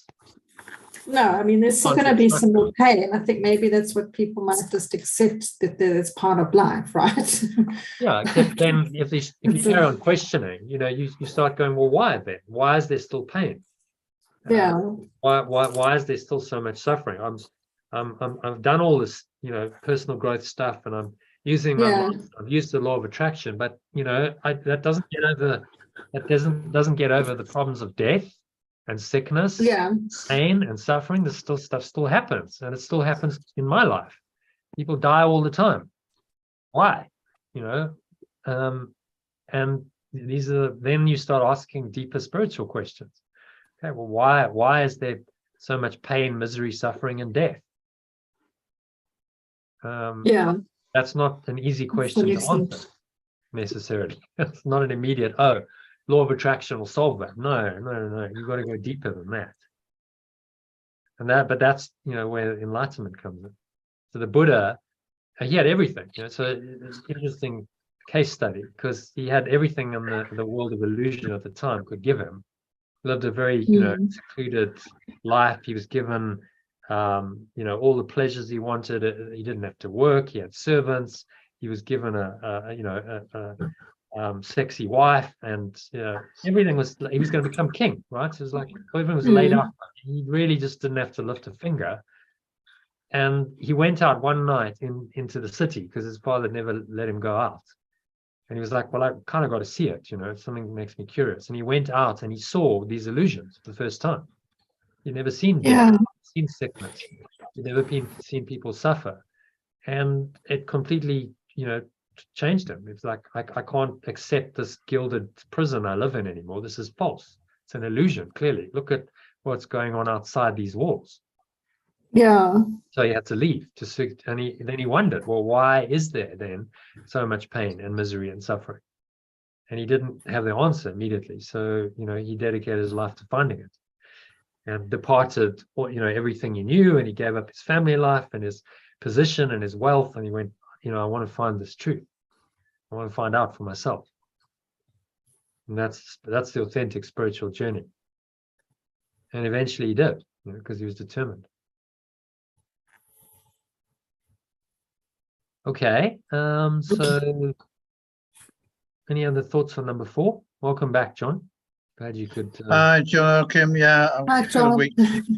I've got a weak signal, so I don't know how long you'll last, but yeah, you are. So would you like to read number 5 for us? Yeah. Thus they define their life and where they live, adjusting to it as they think they must, afraid to lose the little that they have.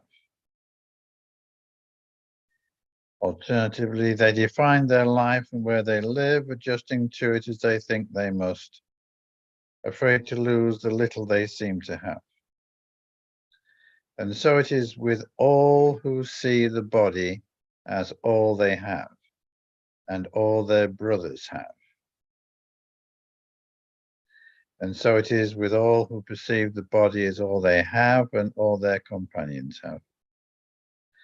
So they try to reach each other, and they fail, and fail again. They try to reach each other, and they fail time and again. And they adjust to loneliness, believing that to keep the body is to save the little that they have. And they adjust to loneliness, believing that to keep the body is to save the little that they have. Listen and try to think if you remember what we will speak of now. Let me listen now and try to remember what Yeshua will speak of now.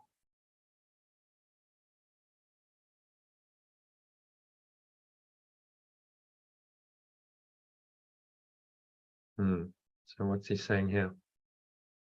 It's saying that those who live in the illusion see nothing but illusion and kid themselves that their body is all they have, and disappear in disappointment. Okay. Yeah. Well stated there.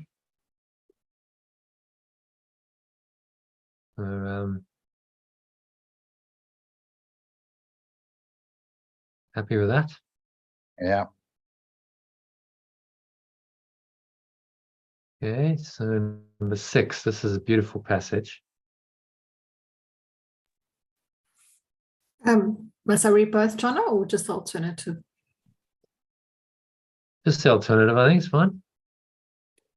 I listen, and perhaps I catch a hint of an ancient state, not quite forgotten, dim perhaps, and yet not altogether unfamiliar, like a song whose name is long forgotten in the circumstances in which I heard completely forgotten with it. Not the whole song has stayed with me, but just a little wisp of melody, attached not to a person, a place, or anything in particular. But I remember from just this little part how lovely was the song, how wonderful the setting where I heard it, and how I loved those who were there and listened with me.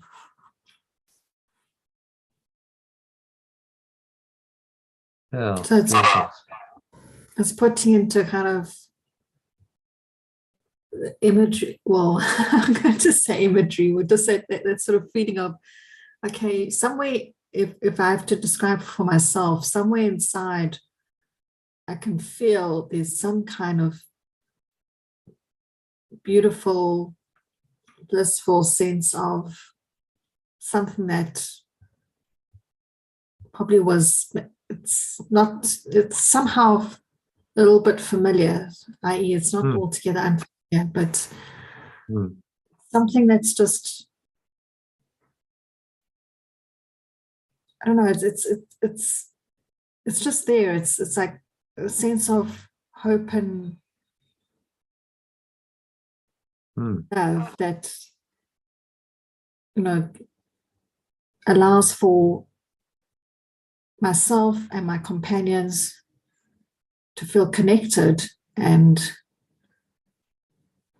at peace and at oneness with Source.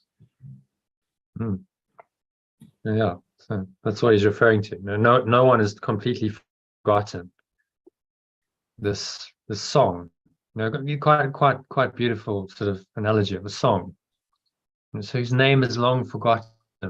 Imagine you knew a song a long time ago and now you've forgotten it, and you're kind of like trying to remember. And what was that song? It was such a beautiful song and I've forgotten. The circumstances in which I heard completely forgotten with it.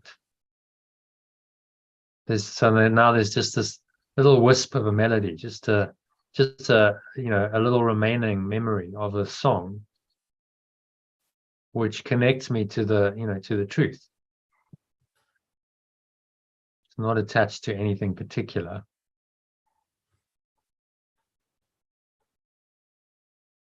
And we all have that. That's why we're here. That's why we listen to this and we study this work, because there's something in us that remembers. Oh, I remember that there's a state beyond illusions. There's a state that's just peace and love and joy, and I yearn for that state. I yearn for the freedom and the bliss of that state, and freedom from all of the challenges and difficulties and the pain and the suffering of this world. So that's what he's referring to. Very poetic, this lesson. As I said, this section is one of my favorites in the whole text. Okay, so happy to move to number 7. The notes are nothing.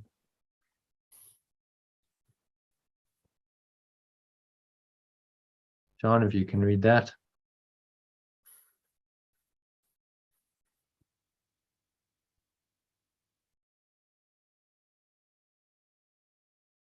The notes are nothing, yet I have kept them with me, not for themselves, but as a soft reminder of what would make me weep if I remembered how dear it is to me. I could remember, yet I am afraid, believing I would lose the world I learned since then. And yet I know that nothing in the world I learned is half so dear as this. I listen now to see if I remember an ancient song I knew so long ago and held more dear than any melody I taught myself to cherish since.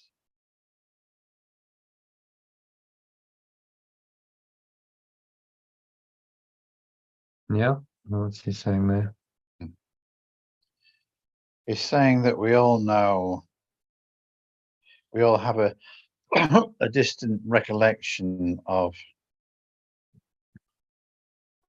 our beautiful home, which is beyond the illusion that we have seen in this life, in these lifetimes, in this world, so-called world that we have made up. That we all have that dim recollection, and saying here that we take a moment to reconnect with that. Yeah, very poetically said. So it's very touching. A lot of people feel deeply moved by this passage, or this section, particularly the last half, because he prepares us and he says, "Well, listen now, and listen to this song." And anyone who's on a spiritual, path knows what he's talking about, because that's why you're on the path, because there's something in you that remembers, and that you yearn to hear again. And that's why you I've taken the route you have, held more dear than any melody I taught myself to cherish since. And I've kept I didn't want to tamper with any of because I think the imagery is beautiful, so we'll just keep it, as it is. So it's a lovely passage. Okay, So what's just into I think, visualization. no, number 3 is Yeah. that the inclination of I could remember, yet I'm afraid, believing I would lose the world I'd learned since then. So believing that you would lose the illusion that you learned since then. Yeah, exactly. What's come in since the original song to obscure it, and you would learn. The truth is, you would, you would lose it. You're absolutely correct. You would lose the world, and so the ego is attached to that and doesn't want you to let go of it. It says, "Well, this world still offers you something," and he's saying it's not half so dear as this. This world is not nearly as in the world I learned. We could say instead of half so is anywhere. Yeah, you were near it. Yeah, anywhere close to the value, maybe. That would be more accurate. Not half so dear. It's nowhere close. No, I know that nothing in the world I learned is anywhere close to the value of this. Because that's what our memory of it is. Like there's something that's completely transcendent, amazing, and we have a memory of it. And until we listen to that memory and we follow it, we can't be satisfied. We'll never be satisfied by the illusions the ego holds up. Because there's always going to be the something deeper, be something on that's calling us. And the spiritual path is when you start to honor this forgotten song, and you start to remember it more and more. So the song starts to sing again. The more you listen to it, the more it starts to play, and you start hearing it again. It's like, it's getting louder, it's getting stronger. And it's so beautiful, and I love it. And then it starts to replace the ego's noise, and then the ego will try desperately to pull you back into its noise, because it knows that the forgotten song will undo it. That's it. It's game over. If you fully hear that song, the ego's done for. So it's going to try and drown out that melody with the noise of the world, and it brings in the projections, which is the noise, to try and do that.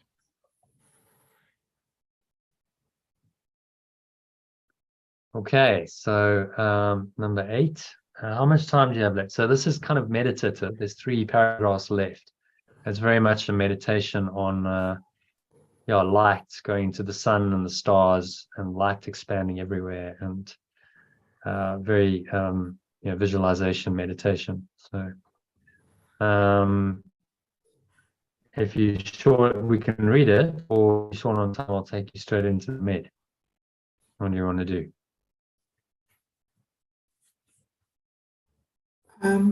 Sorry, the John's chopped off. Maybe just straight into the med, Jono, if it's okay. Yeah, okay. Yeah, so it's I'll meditate on it, and I'll just guide you through these last 3 paragraphs. Okay, so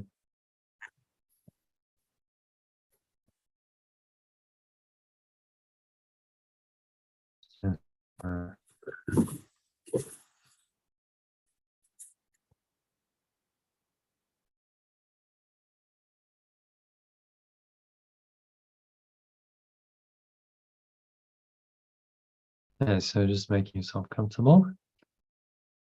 Your favorite meditation posture, feet shoulder width apart, and your back straight, cup your hands in your lap, close your eyes, and start off by taking a nice deep breath in through the nose, breathing in, noticing how the stomach rises and the chest rises, and the subtle flow of air in through the nostrils, pausing at the top of the inhale. Smile, you scan your mind, Notice any dark thoughts and emotions, thoughts of the body, and you're just going to be willing to let them go now with this visualization. So breathe in as you listen to these words. Beyond the body, says Yeshua, beyond the sun and stars, so beyond this physical universe, he's saying, past everything I see, and yet somehow familiar, is an arc of golden light, stretches as I look into a great and shining circle. Then breathe in, just imagine this, an arc of golden light stretching in your mind as far as you can see, great and shining circle in which you are encompassed. And all the circle fills with light before my eyes. Imagine this light just streaming in. It's a beautiful golden or white light streaming in, and it's filling up.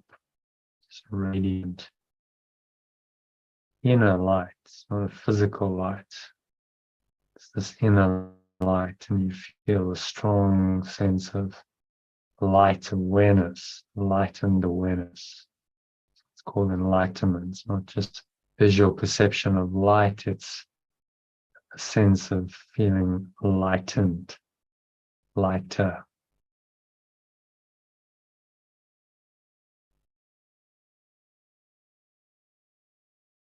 All the circle fills with light before my eyes. And the edges of the circle disappear. So there's no limits anymore. What is in it is no longer contained at all. Breathe in again. Feel this infinite light. Boundless, limitless. It's not contained. It's everywhere. You are it, and it is you.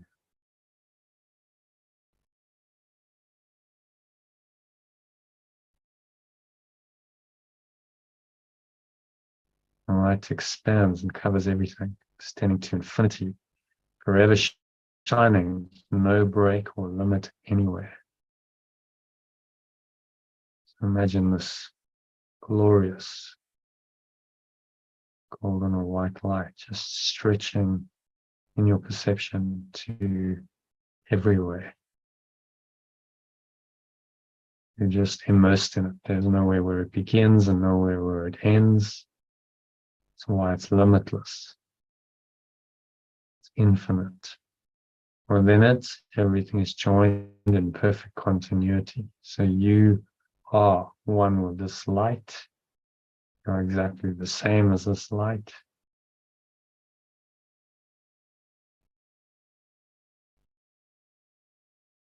So is everyone else.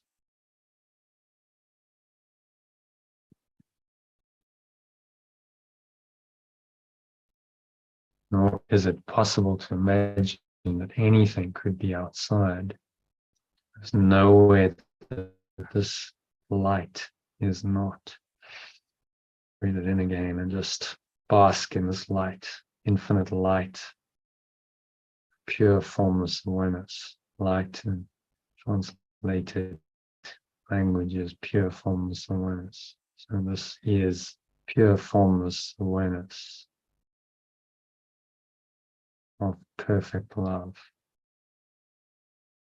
The light of perfect love is with you right now in this meditation. It's present in your mind.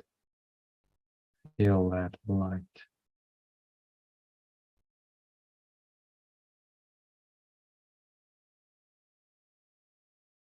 And surrender to it. There's no attempt to resist it, deny it, just surrender into it. You are the light, and the light is you.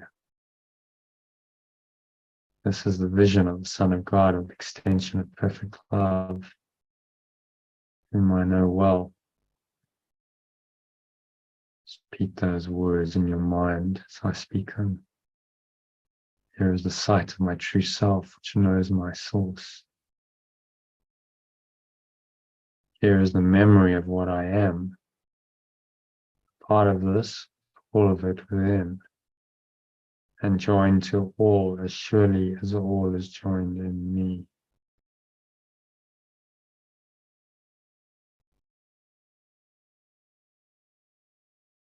I accept the vision that can show me this, not the body. Bring that vision in. I know the ancient song, so you can hear this ancient melodies. Yeshua's working with our senses, light, and the song, sound. And I know it well, this ancient song. Nothing will ever be as dear to me as this ancient hymn of love, the extension of perfect love sings to source.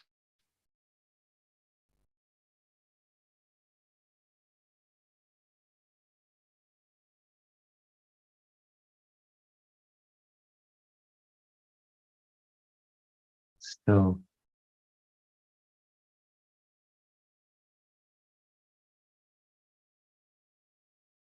so just feel into these words, feel the power of this light. Call deep in your heart to remember this forgotten song.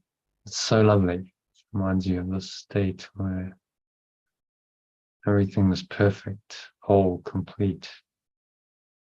There's no lack, no limitation, no scarcity, no loss, no suffering.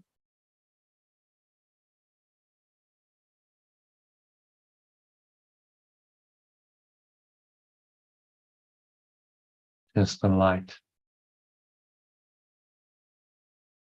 your own true awareness. And the hymn of love that you sing to your source, and it sings back to you. Now the blind can see, for that same song they sing in honor of their source gives praise to them as well. Blindness that they made will not withstand the memory of this song. And they will look upon the vision of the extension of perfect love.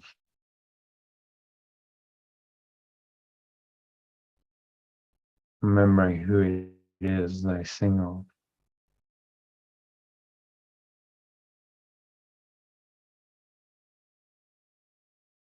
What is a correction except this remembering?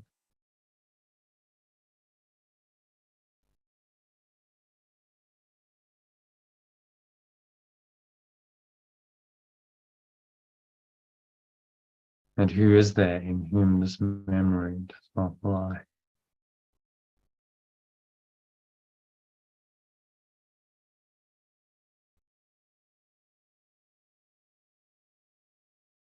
Here, formless awareness in one awakens it in all.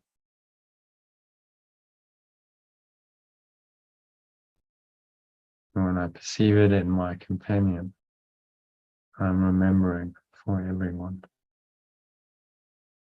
And so it is. So just rest in this light. Surrender completely to the light.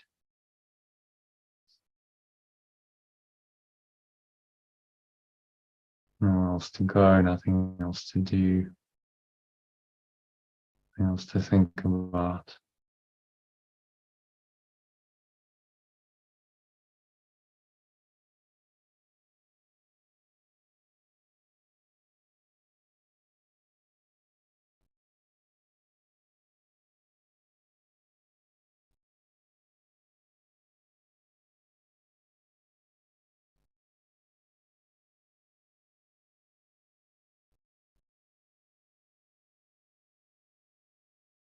Breathe, relax, be still. Breathing in and out through your nose.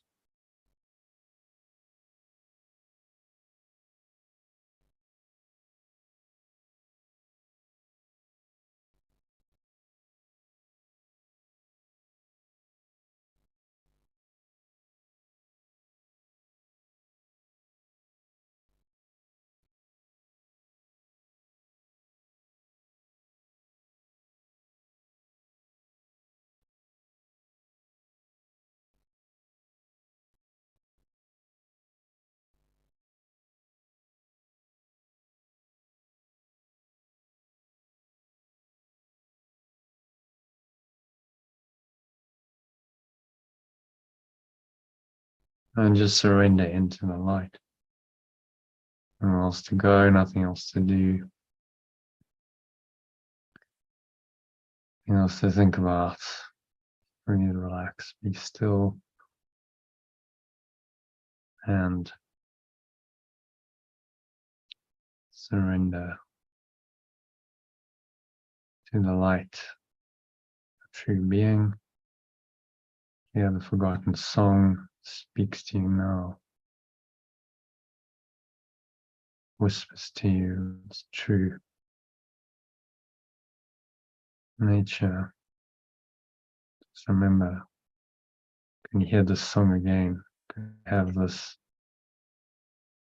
song play its beautiful melody for all eternity to you?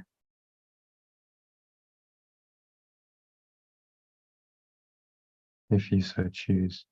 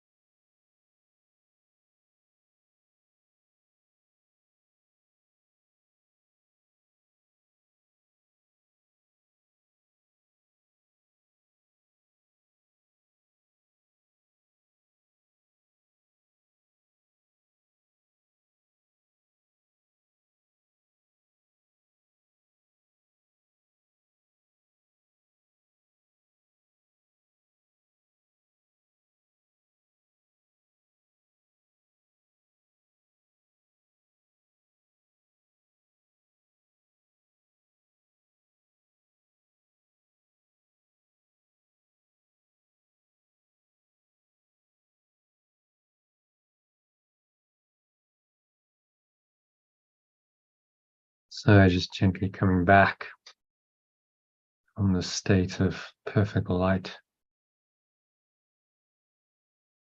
And you gently bring your awareness back into the body and the breath, senses and the world. And on the count of 3, you're going to open your eyes. So 1, just breathing in. Noticing how the stomach rises and the chest rises. And the subtle flow of air in through the nostrils. Just pausing at the top of the inhale. Smile. And your mind. Any remaining thoughts and emotions that are negative, negate the lights that cover it over, tell you there's another reality. So that's thoughts are called fear and guilt, sin, attack thoughts, minor irritation, to intense rage. It's all just the same, really. It's a cover over pure formless, awareness, perfect love, which is the light. It's what your light really means, your true awareness. So just blow it away with the help of today's lesson. Say, I am at home in love and light, home in pure formless awareness of perfect love, and fear is the stranger here. When you exhale and blow it out, just letting it all go.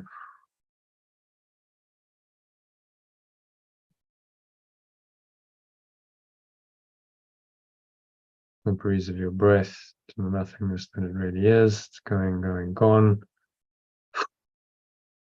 Follow the stomach into the spine, expel the last remaining air out.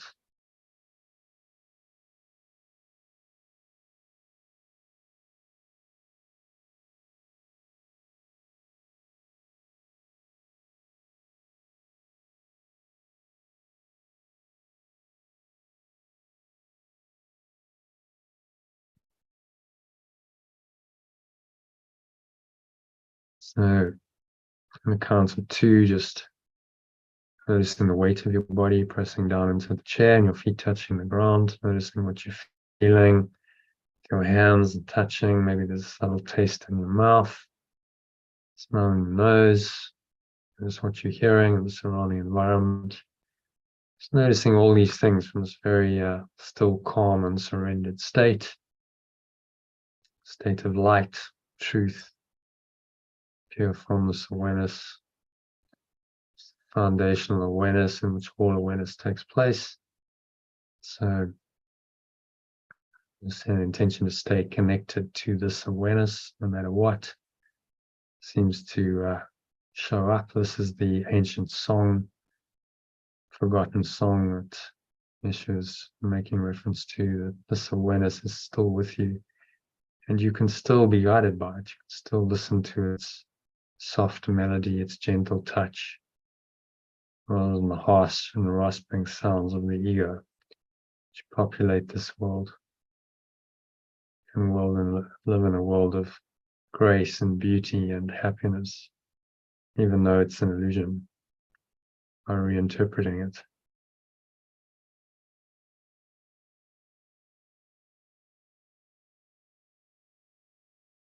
So it is said and so it is done. On the count of 3, you're going to open your eyes. So just take a minute to ground yourself back into this so-called reality. Bring it around. Pick an object, any object. Notice it. Notice that this awareness, this light, is still there underneath the object. And close your eyes. Notice the light's there. This awareness is there. Open your eyes. Look around. Another object. Notice the same awareness is there. Close your eyes. So you're learning that this awareness, this light, is underneath all of your sense perceptions. It's in everything you see because it is in your mind. So, paraphrasing a course lesson from early in the course workbook, lesson 30, God is in everything I see because God is in my mind, which is why you can never lose it. It's why it's always with you. It's why it goes with you wherever you go. And your only job is in this world is to stay connected to it, stay in this light and don't disconnect from it and deny it, which is indeed a challenge because the ego has projected the world precisely to do that, precisely to distract you from this light and tell you it's not there and convince you that something else is there and that separation then is real, as we discovered in today's text reading. So that brings us to the end of the meditation. So Kim, if you want to just read the stopped. Sure. I can see it. Well, just the heading at the bottom, personalized. Okay, so if you want to read the personalized executive summary, just to summarize this, you're welcome to. It's a few paragraphs, key message. If you've got another 10 minutes, you can do that. Okay. Would you like to do that? All right. Yeah. Just another recording. Doesn't seem to like that, does it? I think there's still one going. Okay. So, never mind. I'll just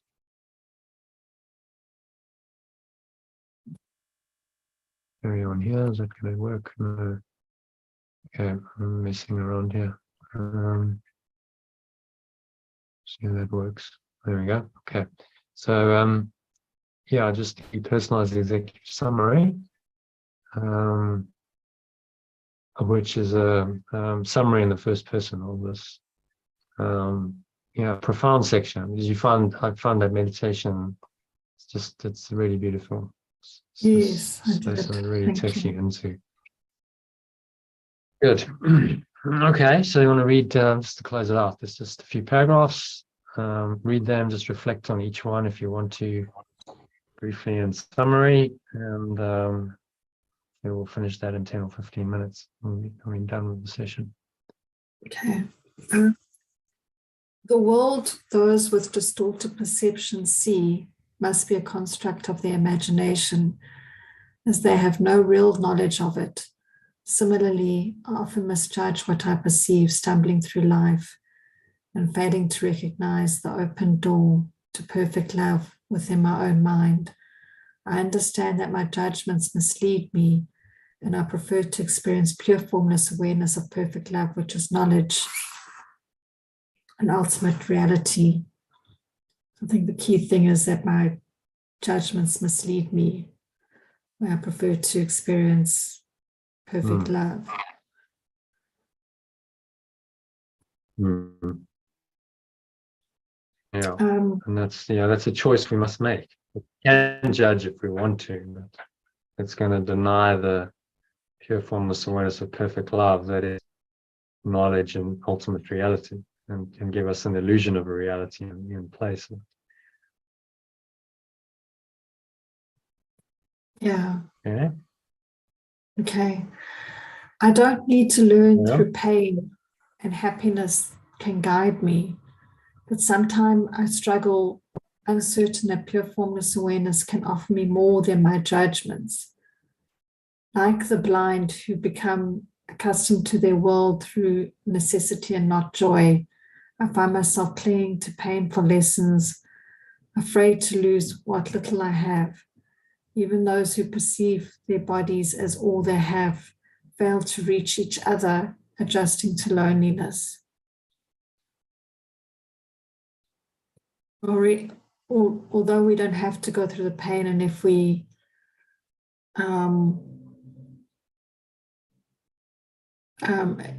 accept an pure formless awareness, somehow we find it difficult to accept.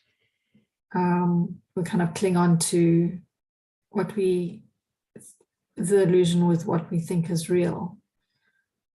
Afraid to lose that is pain. We think that that's what we need to do. If we perceive the bodies at all that they have faith. Yeah. All I have is all I have. I perceive my body as all I have.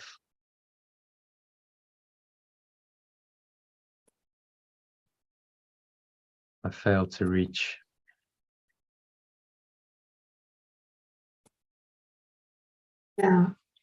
others and adjust to my loneliness.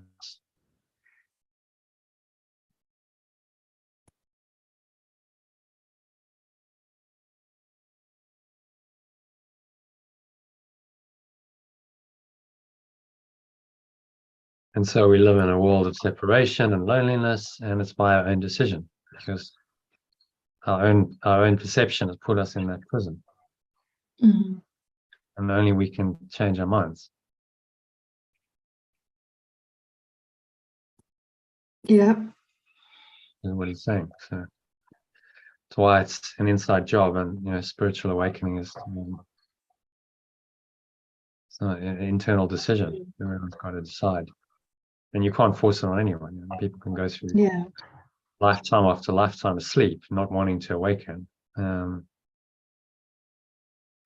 only when usually something triggers and there's enough pain that they then go, I can't do this anymore. Either going to commit suicide or do something, or get sick, or I've got to change. That's usually when it happens. Yeah. That's the way of the cross. The way is, systematically and progressively by learning this kind of course. You take baby steps and you start correcting your mind systematically and progressively. And you don't have to suffer major pain to do it. You just use the minor pains and discomforts of life that crop up. You just use them as part of your practice on that path. A much better way. It's the way of mastery. Okay, so yet I catch hints of an ancient state. Yet I catch hints of an ancient state, like a forgotten song that brings memories of love, connection with others. I'm afraid to fully remember, fearing loss, but I recognize that the world I know now is not as valuable to me as this ancient song.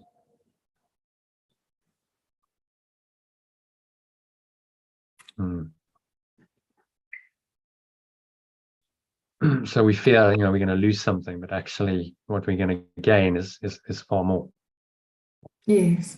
Just have, forgotten it. And of course, the ego has to tell us this because it doesn't exist. And if we listen to the ancient song and we follow it, it's going to lead us out of this world. And it's going to lead us beyond the ego, and it knows that.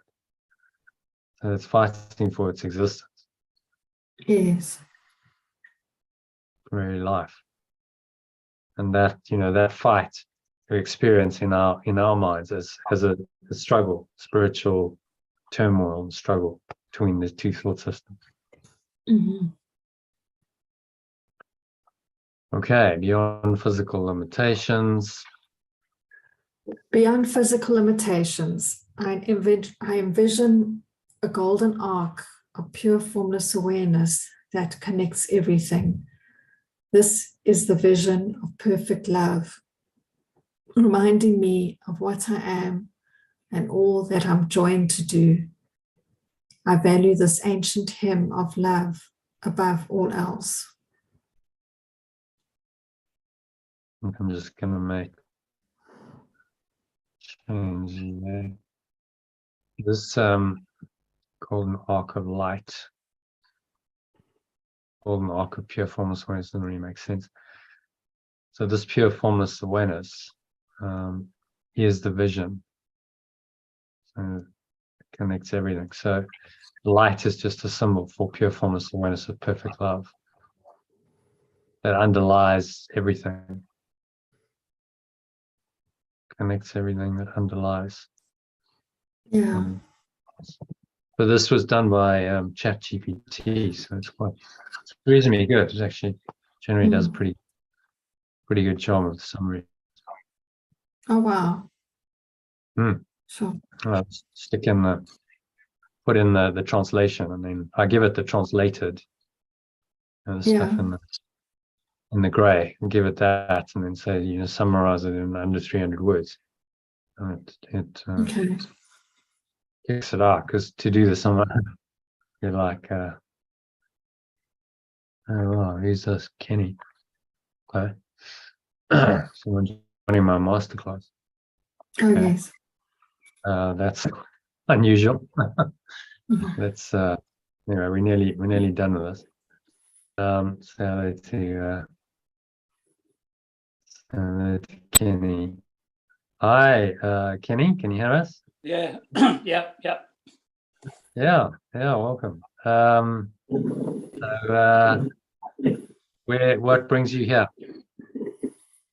Did you get a message from me, or someone invite you? Yeah, just an email I think I had from, I don't know, I can't remember. Okay, someone sent you an email. Yeah, I think so. Yeah. A friend. Okay. Oh, well, welcome. We just finishing off actually I've got members. So Kim is a member. Hi. Also, Hi. been a member for a while. I just wondered, Kenny, if you have you studied the Course in Miracles at all? Yeah. You have, okay. So in some depth, or For many years, or Nearly 20. 20 years, okay. Oh, Wow. yeah. So you're a veteran. You know, I'm just thinking who you might know. Do you know Elaine Clark? Nope. I wonder how you arrived here. Okay, interesting. But welcome, you're in the right place, because what we do here is study the course in some depth. We just finished studying a section of the text, which is a beautiful section on the forgotten song. Don't know if you know it, section 1 of chapter 21. So we're just wrapping it up, and then you popped in. I wasn't expecting you, but welcome. And so maybe I should just give you a little overview of Sorry, of the I have the class was starting at 7 o'clock. My time. yes, yeah. But I didn't have any. I didn't know you booked. So did you register on my website, or how did you get the link? Probably. I got 3 emails from you. Right. Okay. So you must have registered then. Yeah. I just didn't. I didn't see that. So apologies for that. So yeah. Let's let me take you into a bit of a class, and I'll Kim, if you want to sign off now, because you said you had. Yeah, right. I hope you have a wonderful class, Kenny. Thank you. Is there no one else in the class? No one else tonight. I didn't do much marketing of it because I've been busy with other things. Maybe actually, Kim, before you go, if you could just speak to Kenny about your experience of the course in the community over the last 2 years for a few minutes, if you don't mind. Sure. Okay, sure. So Kenny, I haven't been studying the course as long as you have. I started a 6-week intensive course with Jono, Arts of Letting Go course in June, July 2021, where I was introduced to the Course of Miracles. I had known a little bit about it before in terms of a little bit of what it was about, but I'd never studied it. So yeah, I've done another 6-week course with Jono this year, and then I'm a member, a monthly member, where we do these sessions of going through the text and the lessons, and Jono also just sends some teaching around the theme of the lesson, and through an email, and we're part of a Telegram group. So I have found it really helpful. I do work full time, so sometimes it's a bit challenging I don't get to attend. There's a session every day with the community, where any of the community can join, and Jono and the members go through the lessons and the text, as well as the teaching. He sends out a daily quote as well, and goes through that. So it's really helpful, and all of it's recorded as well. So I do try and catch up on recordings where I can, and there's meditations on the lessons and text as well. So and Jono goes through translation, so I think he'll talk you through all that. But yeah, I mean, it has been helpful for me. Sometimes I can spend more time on it on some days than other days, but yeah, definitely is helped me to go deeper. And I think Jono's really helps he's very, very, very patient with it. It's very, very succinct in his, explanations, but there's also just holistic, and his approach to is also with patience and compassion and love. So yeah, it's really good. Thanks, Kim. That's Thanks. so kind of you. Okay. Yeah. So hopefully see you again. See you again soon. Yeah, Join thank us, you, John. Yeah, join us in the week if you can. thank you. All right, namaste. Enjoy. Good night. Okay. Bye. Yeah. Bye. Thanks. Bye. Bye. Oh, so Kim gave you a little a brief overview, but what I'm going to do is just share my screen and just show you a little bit of what I do. And there's a bit of teaching today in today's email and lesson, so we can go through that if you like. So that'll be the Well, I actually joined. I was more curious about the email I got was about the art of letting go, yes, yeah, exactly. and that sparked some curiosity, and from there, I enjoyed. I clicked on the link to today's presentation, or whatever you want to call it. Yeah, and you registered, so I'll probably see you in there unless you're already a member. Did I meet you in somewhere in Scotland? Have I met you before or not? I don't think yes, so. I was at a presentation you did in Glasgow. Right. Okay. So now I know you, Kenny, as I thought you were familiar. Okay. So so And you got an email.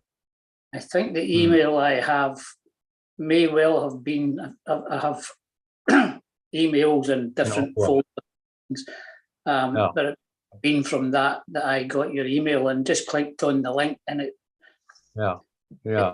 told me that there was something today. Yes.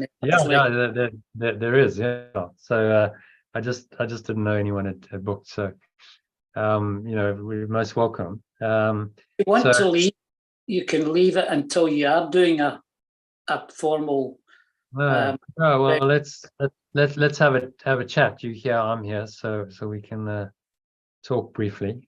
So the art of letting go is really the essential skill, in my view. This is what we have to learn in life. It's another way of phrasing forgiveness.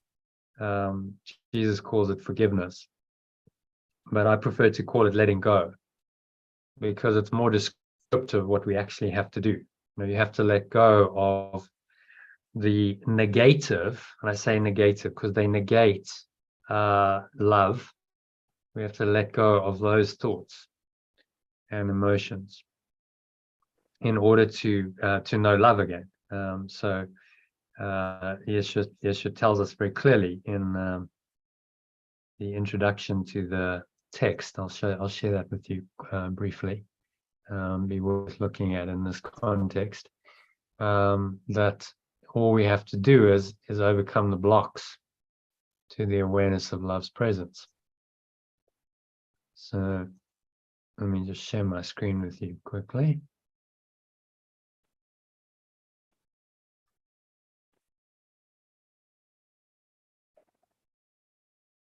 So there's the introduction to the text, which quite succinctly states, the case for forgiveness or letting go. Do you want to read that, Kenny? So what we do in these sessions is you ask people to interact and read, and then we discuss it, and any comments, any questions you have, then we talk about it, and if any questions, I can usually answer them.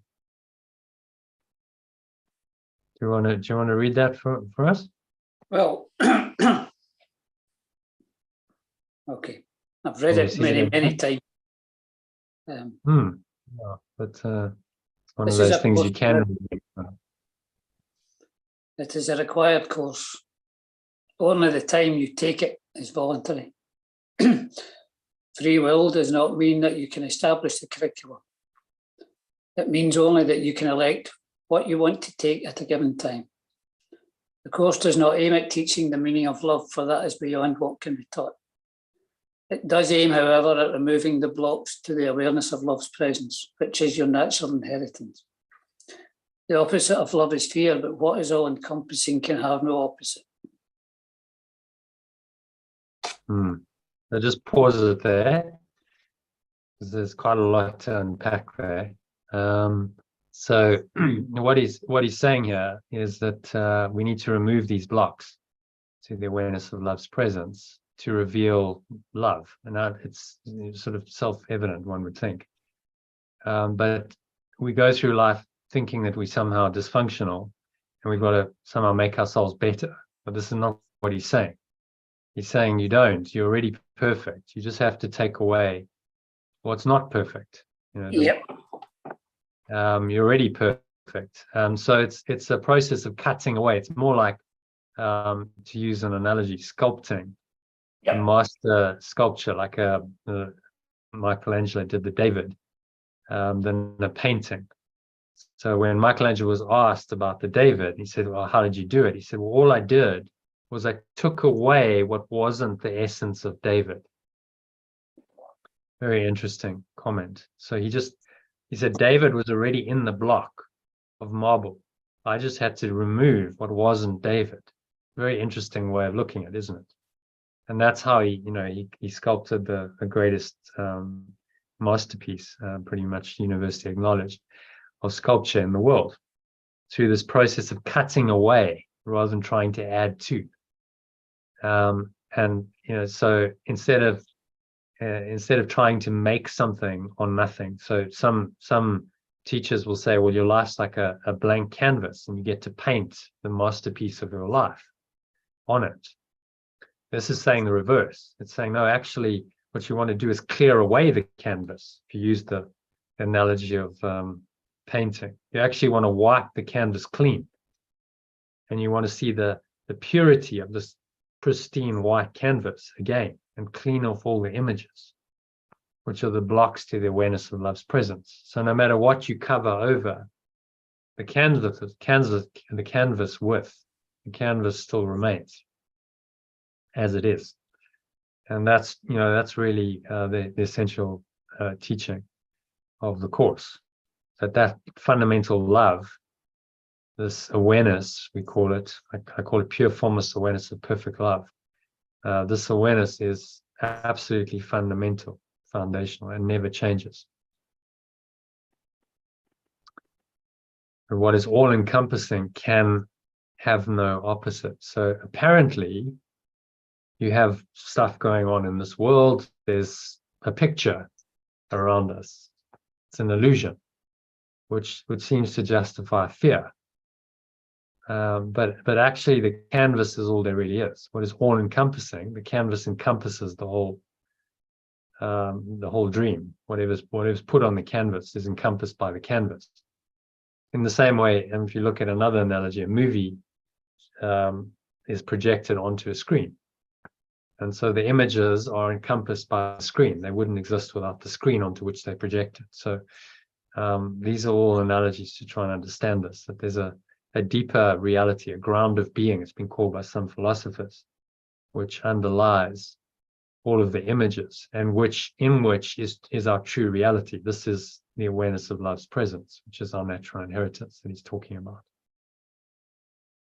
And he's saying, only the time you take it, only that is voluntary, because the truth is true. The canvas is the canvas, the screen is the screen. It always has been and always will be. When the paint is not there, when the images aren't there, the screen remains. So it's fundamental truth. Excuse me. I sneezed on the truth of that. And the only choice in this matter is how long we want to take at any given time to learn this truth, to learn that the screen is all there is and the canvas is all there is, and that the images and the paint are not real. They're not what we choose. We don't want them anymore, because they actually obscure what is pristine and pure and delights us in a way that none of the images can. So when we learn that is up to us, but the curriculum of learning that is set, because the truth is true, and it always has been true and always will be true. So does that all make sense for you? Yep. Back up, along the lines of what you understand.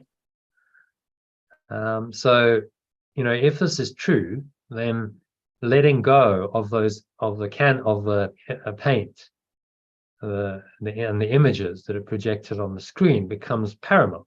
Because if we attach to those images and we think that's reality, then we don't see the underlying screen or canvas.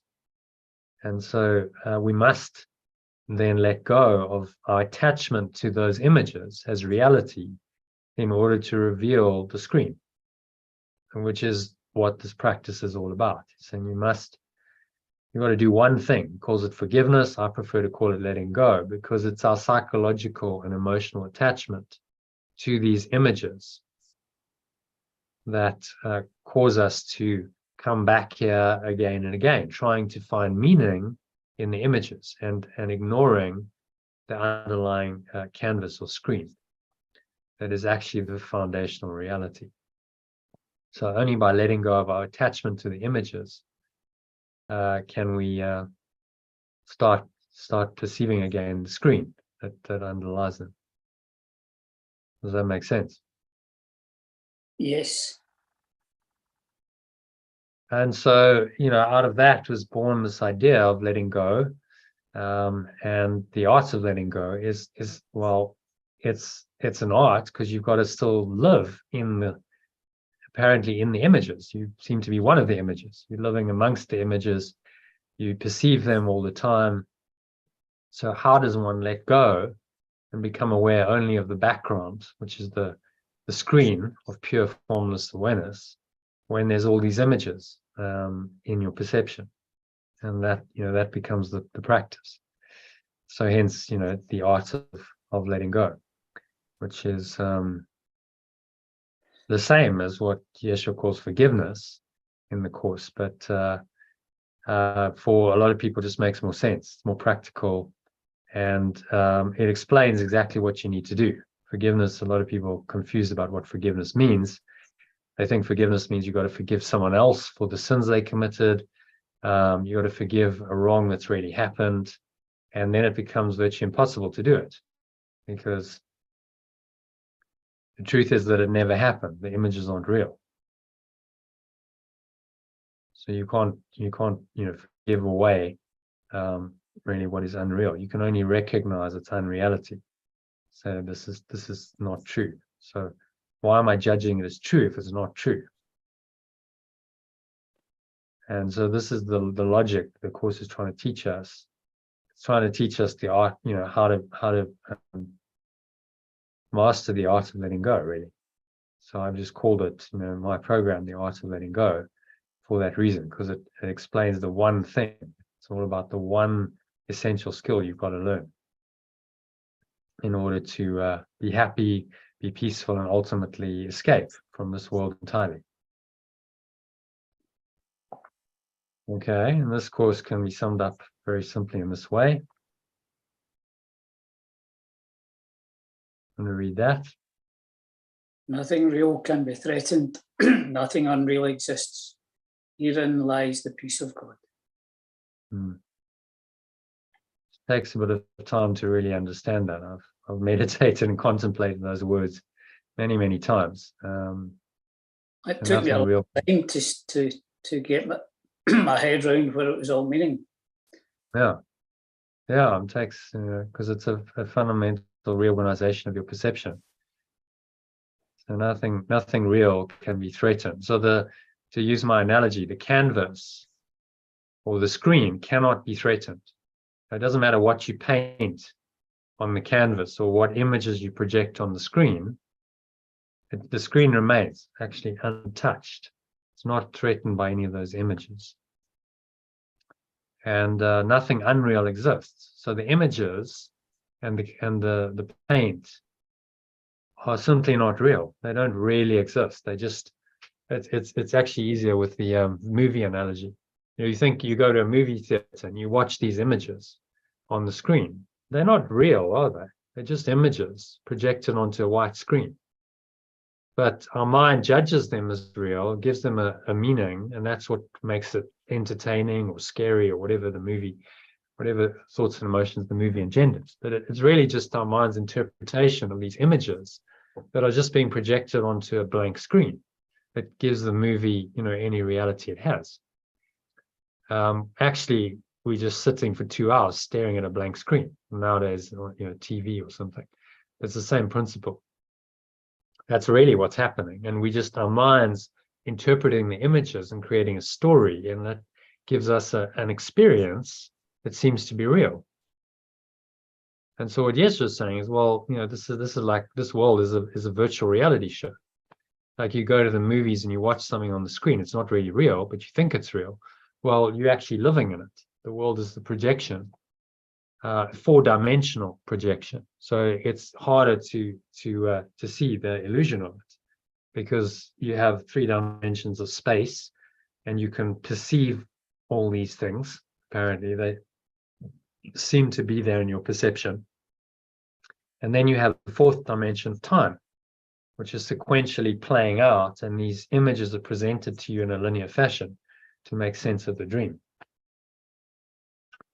So it's a 4D dream, 4D illusion of time and space that gives the images seeming reality and obscures the underlying screen. You forget that there's just really a blank screen there, and you get caught up in the images. And now, even more cunning, you're not just observing the images, you actually are an image. So the ego tells you that you are one of the images on the screen. And as Yeshua says in lesson 15, the images can't really see. You think you're seeing, but an image projected onto the 4-dimensional screen of time and space can't really see anything. So what you're seeing is complete illusion. You're hallucinating, but you and other images are really there, and believing that they're true and they're real and they have real power and they can affect your thoughts and your emotions. And so you live in the effect, at the effect of the illusion, rather than in the knowledge of the truth, which it doesn't change. The underlying screen never changes. It's completely unchanged by any images projected on it. If it did change, then they couldn't reuse it, could they? But we know, they reuse the same screen over and over again for different movies. It doesn't matter what images you project onto it; it's not affected. So, in the same way, the reality, nothing real can be threatened, is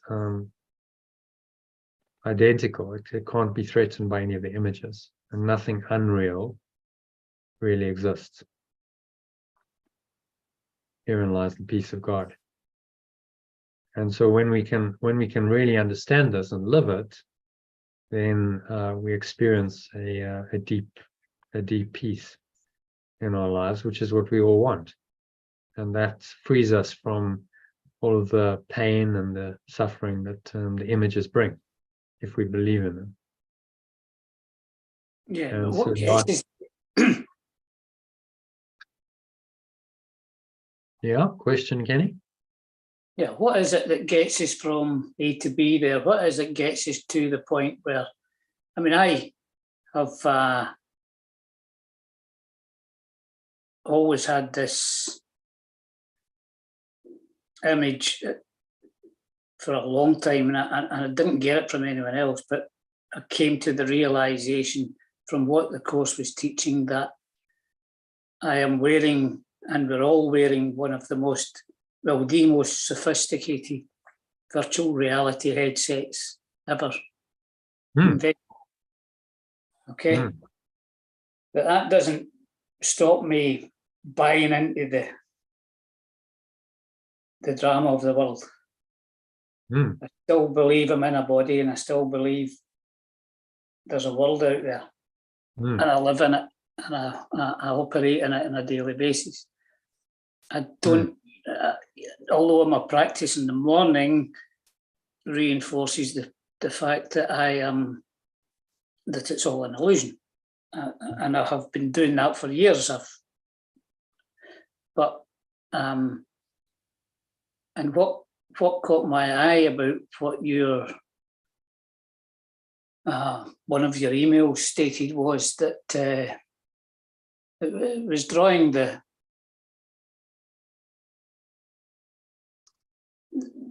one thing initially that I read was that when the Course states that it's about removing the blocks to the awareness of lost presence,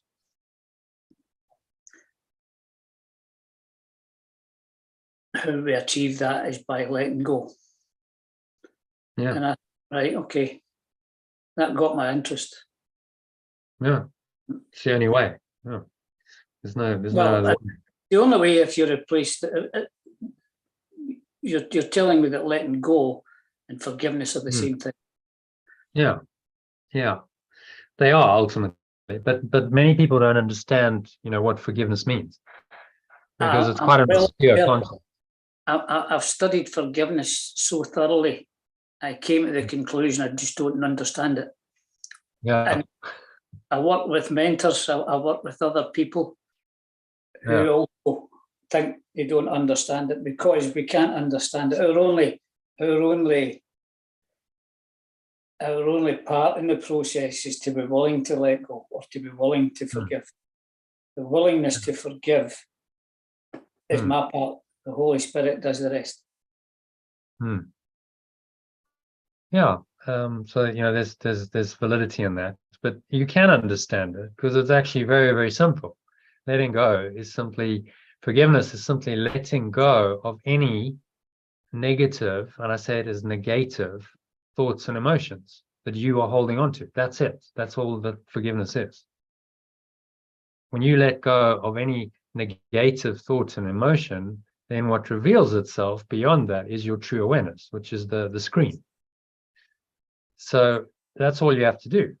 Let go of your own negative thought and emotion that is triggered by something seemingly outside of you. So the illusion the ego perpetuates is that, oh no, you're upset because of something else.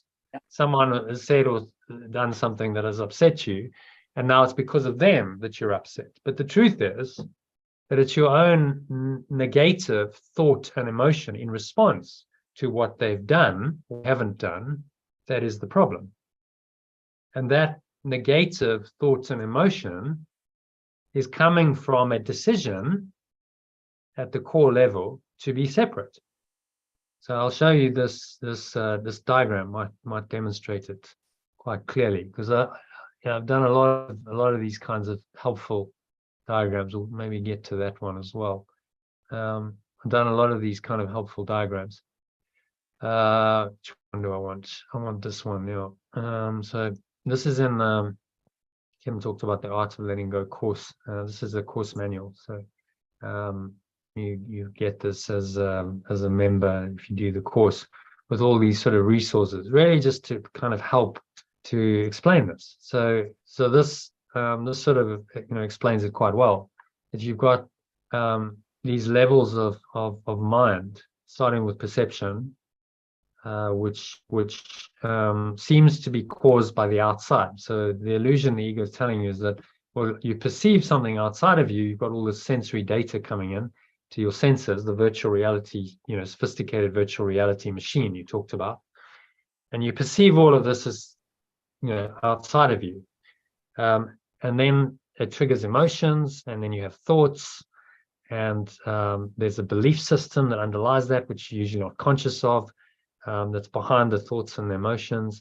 And at the very core level, there's a desire to be either a separate self, an individual, unique, separate self, which is the ego, or to be one self, which is the true self or the Christ.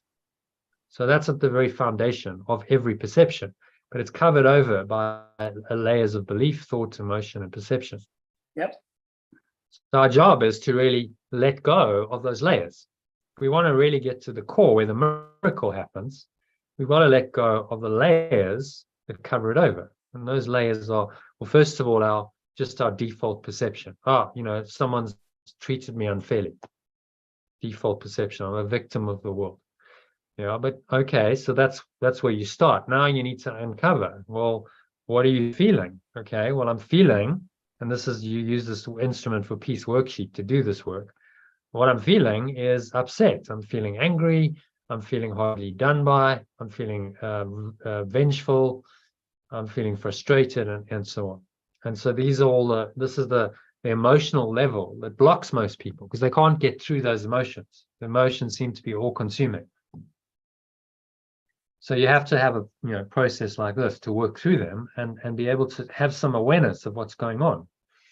That yes, these emotions are apparently happening, but there's another awareness in me that's deeper and higher that's able to observe them. Say, well, they're just emotions and they come and they go and they fluctuate. So they can't be absolutely real because they're not always there. They arise and then they subside, and I don't always have them. I haven't always been in fear or anger.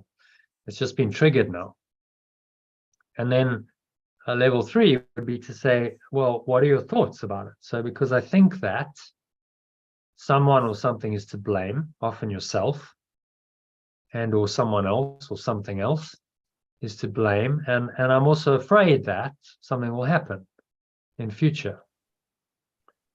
And so we bring all this into conscious awareness. Say, okay, so let's look at these thoughts and emotions, because this bundle of thoughts and emotion that self-reinforces, self-perpetuates, is what keeps us imprisoned in the ego's thought system. So I think that this is to blame, or because I'm afraid that something else will occur in the future. And yeah, question? No, I was just agreeing that you have a fear of the future, fears of the future. Yeah.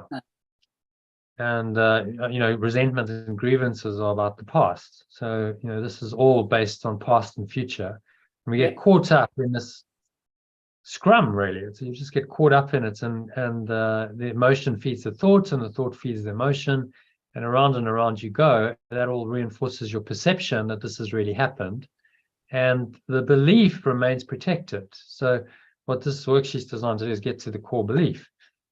So these thoughts and feelings prove I'm right. That's what do I believe about myself that is being reflected now in the thoughts and emotions? That's the question.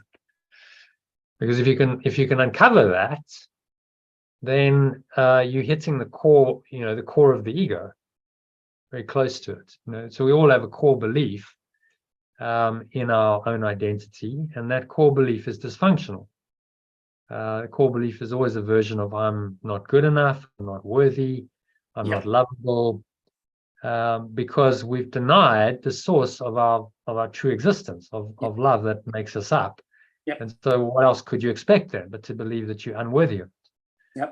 And then that's what fuels the thoughts and the emotions, which then underlies the perceptions, which locks us into the world we've created, essentially. And it's created by a core belief system that is false. And then the course takes us right to the very core of it, which is a desire, saying, well, in the end, truth was lost to you through your desire, as it will be regained through your desire. Your desire for help. Oh. So we desired to be another self, or essentially. That's the problem. That's the only problem there is. So this is quite well explained in this descent into hell diagram, which talks about the idea of separation as the very core of the ego. And that idea just randomly occurred in the mind of pure formless awareness, perfect oneness. But then the problem was we desired it. This is where the problem started. Because if we'd gone, well, that's just a tiny mad idea. There's no reality to that. It's crazy. I'm going to ignore that idea. We would have just remained in pure formless awareness. But the problem was we believed it because we wanted to believe it. We went, oh, that's interesting. I could be another self, something other than pure formless awareness of perfect love. That offers me my own identity. And then we went, that sounds good. I like that. And our desire made it so. We desired it, and then that made it into a reality that we believed. Now we've got this entrenched ego idea, which is also called consciousness in the course, or like we translate it as belief in separation, called Satan in some of the religious traditions, whatever you want to call it. It's the idea of something other than God, other than perfect love. It's now entrenched in your mind because you believed it, you wanted it.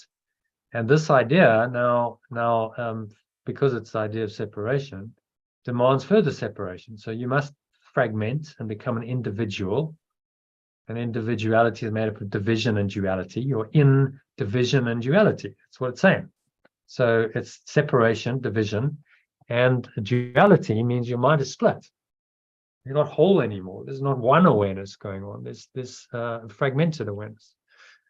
And so this is an identity that you've given yourself, which is now named. And we give it a name and we say, well, I've already done this. I am now this. I'm not pure formless awareness of perfect love anymore. I am now this separate entity. And now the problem starts, because now I feel guilty for the sin of destroying God or love or oneness or pure formless awareness, whatever you want to call it. And that guilt demands punishment. I'm guilty and I've really done this. Then it demands punishment. By whom? Well, by an invented version of God. So now the ego, this separate self, is made up of a separate, fearful, wrathful, vengeful God that seemingly judges us and which we now fear. So now we have a false expectation of punishment appearing real because of this false idea that we've really separated and we've really destroyed love, which is false because you can't really do that, but the ego tells you you can. And so the fear, false expectation appearing real, now again becomes real to you. This all appears real. You now, out of the panic born of the guilt and the sin and the fear, try and run away from this vengeful, wrathful God. And where do you run? Into a false universe.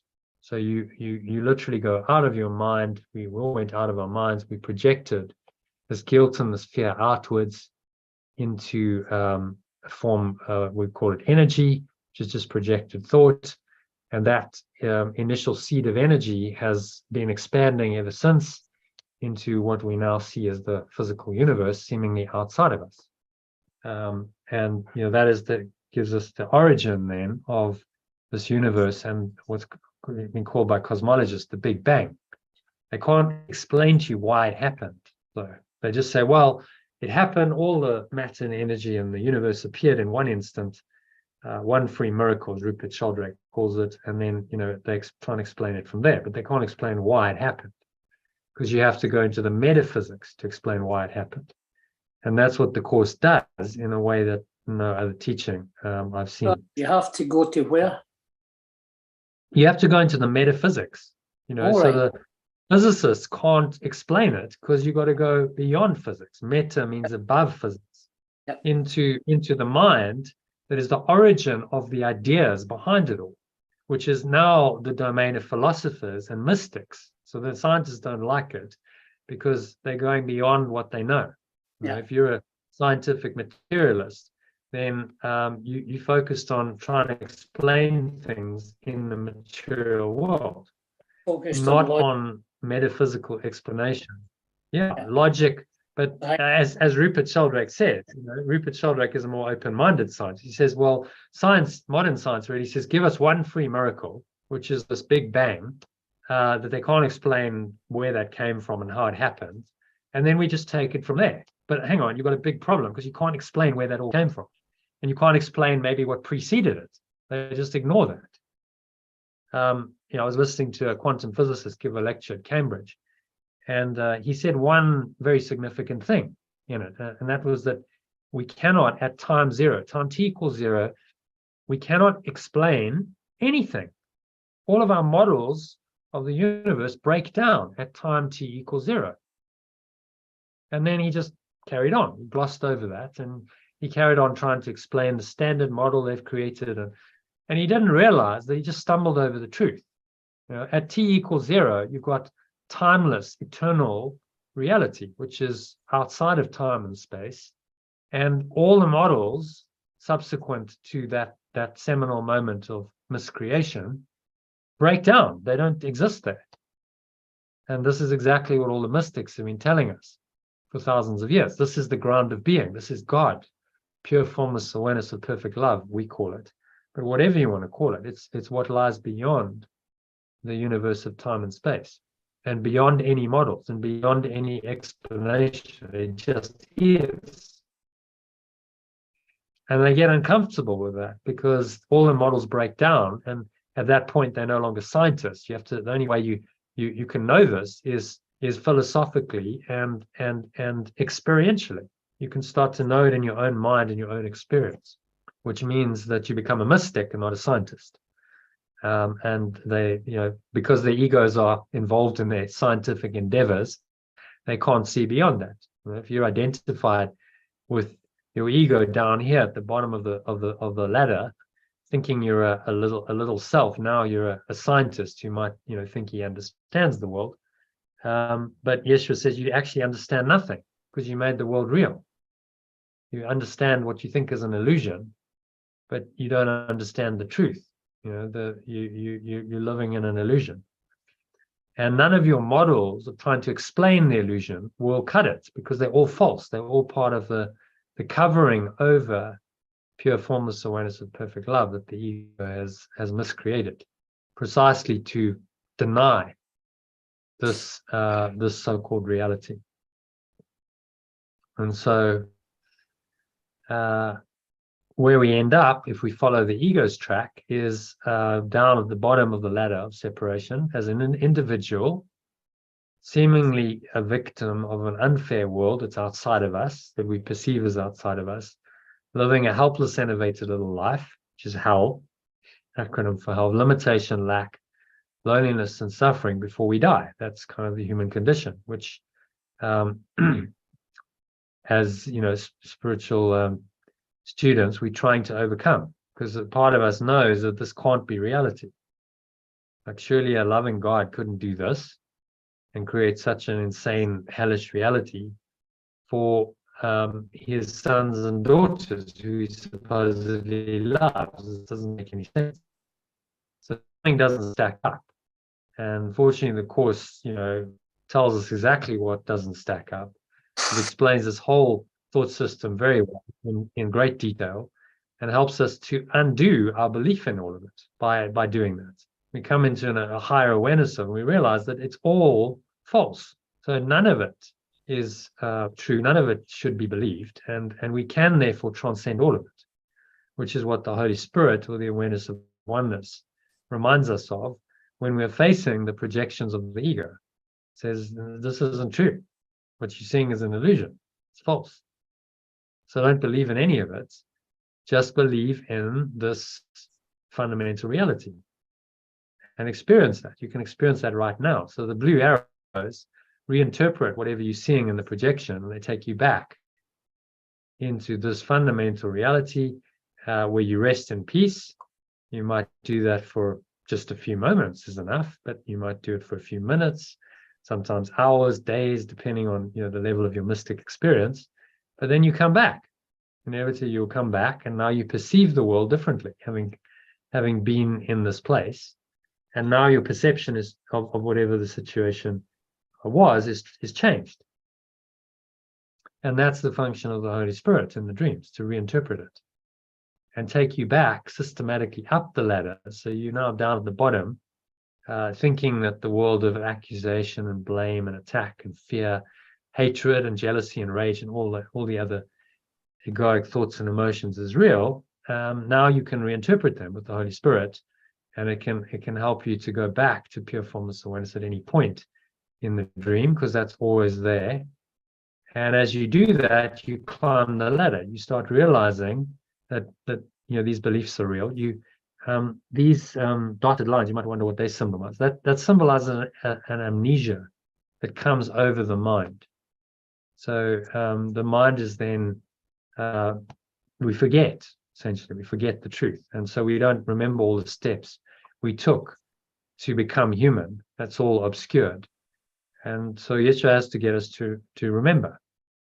And so the Course and the Art of Letting Go, which reinforces its teachings, is there to help you to let go of all of these blocks and take the blue arrow, ride the blue train, back to your true reality, which is always peaceful, loving, and joyful, and then your perception going the other way of this arrow is changed, and so you will then perceive these people and situations in the dream world differently. From the blue perspective, you're quite peaceful about them. You don't get upset, you don't get angry. There's a a letting go. It's happened, and you go, well, whatever happens, I'm okay, because I'm in pure formless awareness of perfect love, and that's my true reality, and I'm there now. I've never not been there. I'm there right now, so I'm okay right now. And so the fear of future punishment disappears. The guilt, which is based in the past, disappears. I come into the eternal present moment, which is pure formless awareness of perfect love, and I just abide in that state. And it feels blissful, and it feels peaceful, and it feels happy. And this is what the Course is holding out to us, saying, well, you can experience happiness, peace, love, and joy, even while you're living in this illusion of a reality, by applying this technique of letting go systematically and progressively.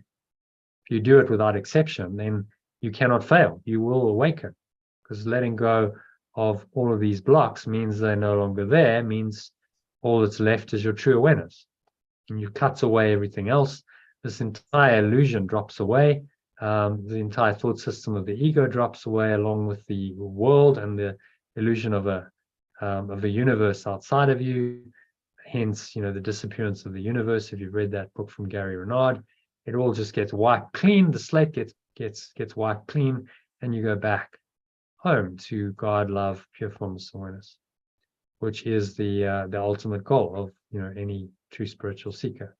To go home. That being in the state of pure formless awareness is heaven, and that's what the art of letting go and Course in Miracles are designed to bring you back to that state, while systematically and progressively letting go of your illusions in this world. So you can live in this world but not be of the world. You're in the world but not of the world, because you're not buying into its thought system. You're actually believing in the opposite, and you're applying that in situations that come in to test you. That's the key. The application is key. You must actually correct your mind in those instances in order to do this. It's not just theoretical exercise. So really, Kenny, the art of letting go is designed to help people to do that. That's all. Because it's, as you say, easier said than done. You've been studying the Course for a long time, and you get up and you do some practice, and then you go out into the world, and you again believe the world is real, and you get sucked into the dream, and and negative thoughts and emotions arise, and you find yourself now fearing, and there's guilt, and there's sin, and there's attack thoughts, and all of this arises, and you feel disconnected from your source, and the world seems to still have the power to do that. So the remedy for that is to master the art of letting go. You just got to get better at letting go, and that's a skill that can be trained. You can practice it, you can train it, and that's why he's given us, Yeshua's given us daily workbook lessons and meditations as part of them, saying we'll do 2 longer ones in the day and then do frequent shorter ones. So what I've done is taken his course and said, okay, I'm going to create a support system for it of notes that really will help you to apply this on a daily basis. So you get daily meditations, you get shorter breath breaks to help you to do the live session. Let me show you the kind of example of an email, which I think I did send you at one point, because you joined for 3 weeks last. Probably did, but I couldn't find the emails that I did find some, but basically the initial ones that told me of your presentation. Yeah. I have seen them. Yeah. So I send these out, and so there's always a quote, and that relates to the lesson for the day, and then I know. They're very good. A bit of a teaching. They're very good, and the thing is, the problem is that I started. A friend of mine who's been my friend since we were very young, my best friend at school, is a teacher of the course. And we met quite randomly. having lost contact over a good number of years, and we met at an online course like this kind of thing, which was quite, considering he lives in England and I live in Scotland, it was quite I don't know what's the chances of that happening, but anyway. Synchronistic, yeah. Yes, it's quite synchronistic, that's the word. And I started studying with him. He was doing courses online, and I did one of them, and I've kept going with him to this day. And the reason I didn't take up your course at the time was I was bang in the middle of doing Steve's course, plus we've continued on from that, and I understand, yeah. You know, it's difficult to take on too much. And to be honest, yeah. What you're promoting is not a great deal different from what Steve would promote as well, in terms of what you do in a day. I still do the lessons. I still do the lessons daily every year. I don't know how many times I've done it. And I'm still reading the text. I have read the text before. I'm reading the text again. Well, what I would say, is first of all, we do daily live sessions. So I don't know anyone who does daily live calls. Usually it's weekly. So you can join Monday to Friday and Sunday. I have one day off, so it's 6 days a week. You caught the tail end of that session. We're just wrapping up when you join. What I might do in time, and it would be, if assuming it suits, I may look in now and again if that's okay, to get the feel of it. You're welcome to do another. What I offer is a 3-week free trial. So you can jump in. I sign you up to the mailing list, which I did before, and to the Telegram group if you're on Telegram, because I send this stuff out on Telegram as well. So some people prefer that platform rather than email. Up to you. And you can then access. This is content that I put together that kind of leads into the course teaching. It's all to support the lesson for the day. Today we have a review lesson. So we happen to be at lesson 175. So then you get a slide. There's this lesson is in here, but if it's a longer lesson, I would include a document for you. So there's various resources, instructions on how to practice the lesson. Let's click on that, and it'll open up the document for you, and you can then see the document, the images. There's an introduction to the review. So really what is different, Kenny, is we translate. I'm doing a translation of the course. So I'm taking the original language and translating it into something that's a bit more understandable. So I give you the original, and then I give you the translation. So you can see the alternative is in gray text underneath the original. Yeah, no, that's useful.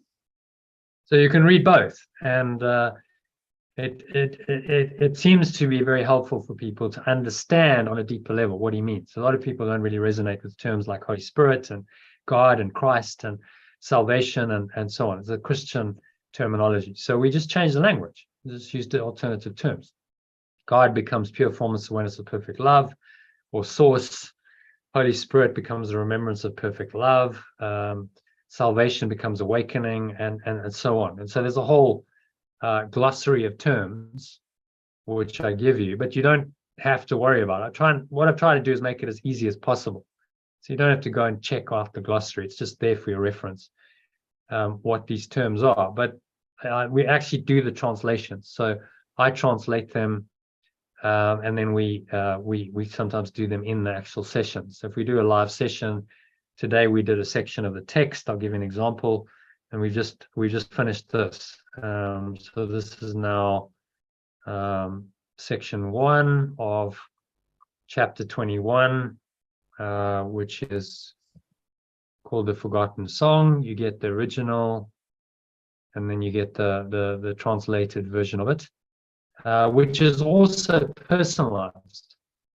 So instead of in the third person, it's first person.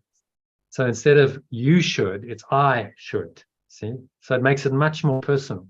I should. It becomes an affirmation. Okay, I should never forget the world the sightless see. Must be imagined. So try reading maybe one paragraph and just see how that works for you. If you read paragraph 1. Yeah. I'm doing that just now. So read it aloud, you know. Okay. So it's also part of the affirmation process. So you read it aloud, and when you speak it, and you say it aloud as an affirmation, something starts happening. You start understanding it more. So I get, comments all the time from my students, and they say, "Oh, that's very clear. I understand it very clearly," which you'll probably be familiar in course circles is definitely not always the case with the text. A lot of people really struggle with it because they don't understand the language, and it's not broken down for them, and so some of the concepts they don't understand, and it just becomes difficult. And they're not studying it in a group either. I know there are group sessions, but this is like every day you can study it in a group if you want. This becomes your daily practice. So that's the service I offer, which as far as I know, no one else does. I don't think anyone else does 6 days a week for usually 2 to 3 hours a day at least. No, it's quite intense. It's very good. Yeah, and you don't have to join every day. A lot of people don't join every day, but like Kim, she said, she works. There's no way she can join every day because she's working during the day and she's often busy in the evenings, but she joins once a week. That's what she can do. And then she catches the recordings. So right now I'm recording on YouTube, and it's also going to the Telegram group. So people can catch the recording and listen to it at their leisure afterwards. So there's a lot of fresh content coming through as we're studying the lessons and the text, which you can listen to if you missed the live sessions. But I encourage you to join the live calls because they're amazing, and you get literally one-on-one interactions with me. I mean, Kim was on her own there. There were 2 of them, and then someone dropped off. So often there's 1, 2, 3 people on the call, and you get personal interaction with me. For yes, I charge a fee, but it's pretty reasonable, so I don't charge a fortune. And initially you can do this for 3 weeks for free, and I'd encourage you just to dive into it and really try and join as many of the live calls as you can, and read the emails and use the resources. I give you daily meditations to practice the lessons, as well as shorter breath breaks to practice them in the shorter form. Because Jesus he's thought it through. He's saying, don't just do 2 longer ones because you're going to forget. You need to do the shorter ones during the day as well. Most people don't do that. They forget. So I'm like, okay, well, let's try and make your life as easy as possible. I'll give you sometimes a 2, 3, 4 minute recording that you can listen to. It's on your phone, in the Telegram group, or it's on your email, and you just tap it and then you can listen. And this will take you through practicing the lesson with some breath work as well. So it kind of enhances it, and that's how you can practice it in the short form. So if you do that and you follow the program, you've got a long form lesson, you've got the short form, different recording for that, and then you can join a live call, which could be anything from 2 to 4 hours, depending on how much time you have. Are you retired? Just so I know, or you currently working? No. So I have a couple of retired people, and as a retired person, you have more time, which is great. So you can dedicate. Far less. Yeah, well, that's not what you think. But theoretically, you do. So maybe you can make some of that available for this. That's obviously up to you. To make the time. But it's like anything. You put in the time, you get the benefit. There's people who've been studying the course for 15 years, 20 years, just like you, and they come on my course and they've gone, wow, actually I'm starting to understand the text for the first time, because we have a systematic, disciplined approach to to reading it, to studying it, breaking it down into alternative language. If you have a question, I can usually answer it, or someone else can answer it, and suddenly it all starts to make sense. And you've read it in a systematic way that promotes learning. It's like study it. You read it, and then I ask you to summarize it. So it's basic study techniques that help you to learn it and then internalize it on a deeper level. And so people start understanding it more, and they start being able to apply it more into their lives, because the more you understand it, the more the application becomes, kind of standard default. And they start getting a lot of benefits, so a lot more peace, a lot more love, more joy. They don't get as triggered as much. They don't get angry as much. Not to say they don't still have challenges, but they're able to deal with the challenges better. And so their mind is now, they are awakening. They're in a process of awakening to this ultimate truth, transcendent reality beyond time and space. But they do it in their lives, and it's a very practical thought system that helps them to solve the problems and the challenges that come up in their lives, with the course and Jesus guiding them. But this program that I put together really just assists them in doing it better. So that's I saw a gap years ago when I started this 5 years ago. It was like I didn't think anything really did justice to the course. Like, does anything really help you to study it as he's recommending you study it and practice daily, twice a day and then hourly? I couldn't find it. So I was like, well, maybe I should develop it. And then with this technology, Zoom, you can now join. And instead of doing a session once a week or once every 2 weeks, as most groups do, you can do it every day, because it's a daily practice. Every day there's the text, there's the lesson. And then what I've done is chunk it down. The text is broken down section by section. So if you do that, you break down the text section by section and the manual for teachers, and then the other things like the clarification of terms and the supplements, which is now the expanded version of the course. It takes you about 11 months to do all that. And concurrently you run through the lessons. That takes you 12 months.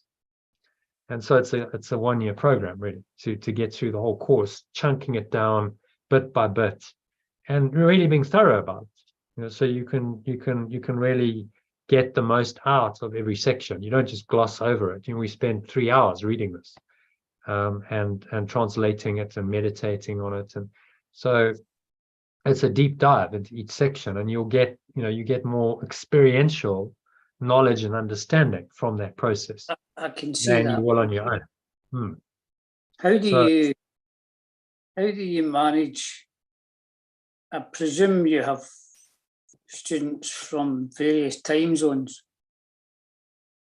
Generally not. No. I've got South African students, so they are 1 hour ahead, and UK. So that's it at the moment. Okay. People from different time zones join, then they just join whenever we're running it. If it happens to be at 10 o'clock in the morning for them, then so be it. But at the moment, the program is in the GMT plus 1, 2 time zone. So I've structured it around that. So generally we'll do a session either at lunchtime at 12:30 start, or we'll start at maybe 5 p.m.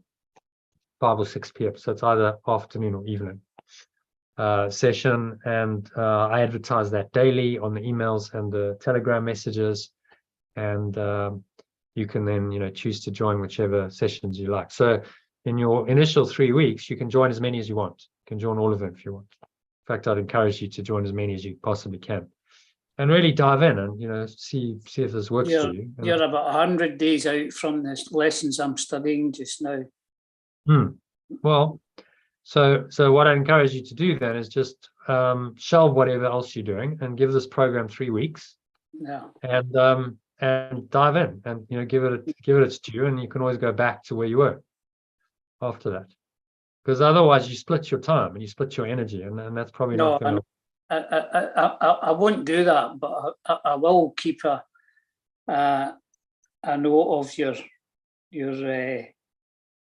details and look at some time in the future. I'll maybe look in again and because I believe what you're doing is very good, very similar to what I'm doing. The same philosophy of the daily practice and the hourly practice and so on and so on. And I can't accommodate two. Yeah, I get it. I mean, there's like really only room for one such practice in your life because it's too intensive. So what I'd suggest then, Kenny, is I start again day one, lesson one, in February. So maybe that might be a time to come on board and start again from day one, because that's the ideal. And then there's a 6-week course that is part of that. So we're going to do initial 6 weeks, which is the introduction to the whole 1 year. But it's a course. That's how I started the program. So it's a 6-week course online, which you can do, and it takes you through the first 35 lessons of the workbook and the first 5 chapters and a bit of the text, as well as some of those diagrams I've shown you, the whole course manual. There's experiential exercises. It's a process. It's a transformational process using the Course in Miracles as a foundation. But there's a lot of extra stuff in that first 6 weeks. And that's the ideal way to start. We also happen to be going to Tenerife for a couple of weeks as part of that. So in March, we'll be doing up to 3 weeks in Tenerife. So if you fancy a retreat type experience, you go away. It's cold in March, usually still in Scotland. Get away to some warmer climes and do a bit of meditation and yoga and that kind of stuff, along with the course. So we'll meet daily with people who are online there and practice it. That's also possible. I'm just putting that together. So, would you like? Interest me. That might be something that would interest me. That appeals to me, the idea of going somewhere on a Course in Miracles retreat. Great. And immerse yourself in it. So that's it's very, I've made it very super simple. It's £100 a day, so you stay as long as you want to, and that includes your accommodation and your food and all the course teachings and stuff. So you could do a week. I'd recommend maybe 10 days to 2 weeks, but that's up to you. We're going to do some of the key processes. So we started in week 3, end of week 3. That's when the retreat will start, because that's when we get into some serious processing, and it's quite deep stuff. And we'll do that in person, which takes it to another level compared with doing it online. Is it in North Tenerife? No, actually South Tenerife. All right, okay. I just had heard about a retreat place that's in the north of the island. It's more difficult to get. No, we're going to do it. There's a lady in my how Tenerife came. I was a lady in my community who's studying it. She's been studying it this year, who lives in South Tenerife, and so we're going to hire a place there. It's right on the beach. It's nice weather in March. It'll be a place which we can do yoga outside. We can go onto the beach, which is just walking distance over the road, and it really immerse ourselves in the practice of all of these things to facilitate a deeper understanding of the course. And so that's the idea. So if you like, I'll send you some more information about that. Yeah, you can do that. If my memory serves me right, I'm just, while you've been talking, didn't you talk about, or might have been someone else, right? Because I've now and again go up to the Course in Miracles group in Glasgow, but I don't go very often, to be honest. I spoke at the yes. I have seen quite a number of speakers, and I can't remember, but was it you that talked about a process that's quite a terrifying looking thing? I can't remember all of it. A 10-step. Did you have a diagram where you went full circle on something? Yeah, the hero's journey. The hero's journey. That was it. That was it. Hero's Yes. journey. Yeah. Yes, it was me who did that. That So was what you're talking about there. yeah, I'll show you the hero's journey if you like. So it's a little bit Yeah. different, but it's all in these diagrams. So there's the hero's journey. So that's the diagram you're probably meaning. Aye, that's it. Is that what you were talking about in Tenerife? Yeah, this is one of the things we'll be talking about. You know, we're going to be essentially saying, let's take you on a hero's journey out of your known world into the unknown world. Yes. And this is It seemed quite a terrifying thing. Yeah.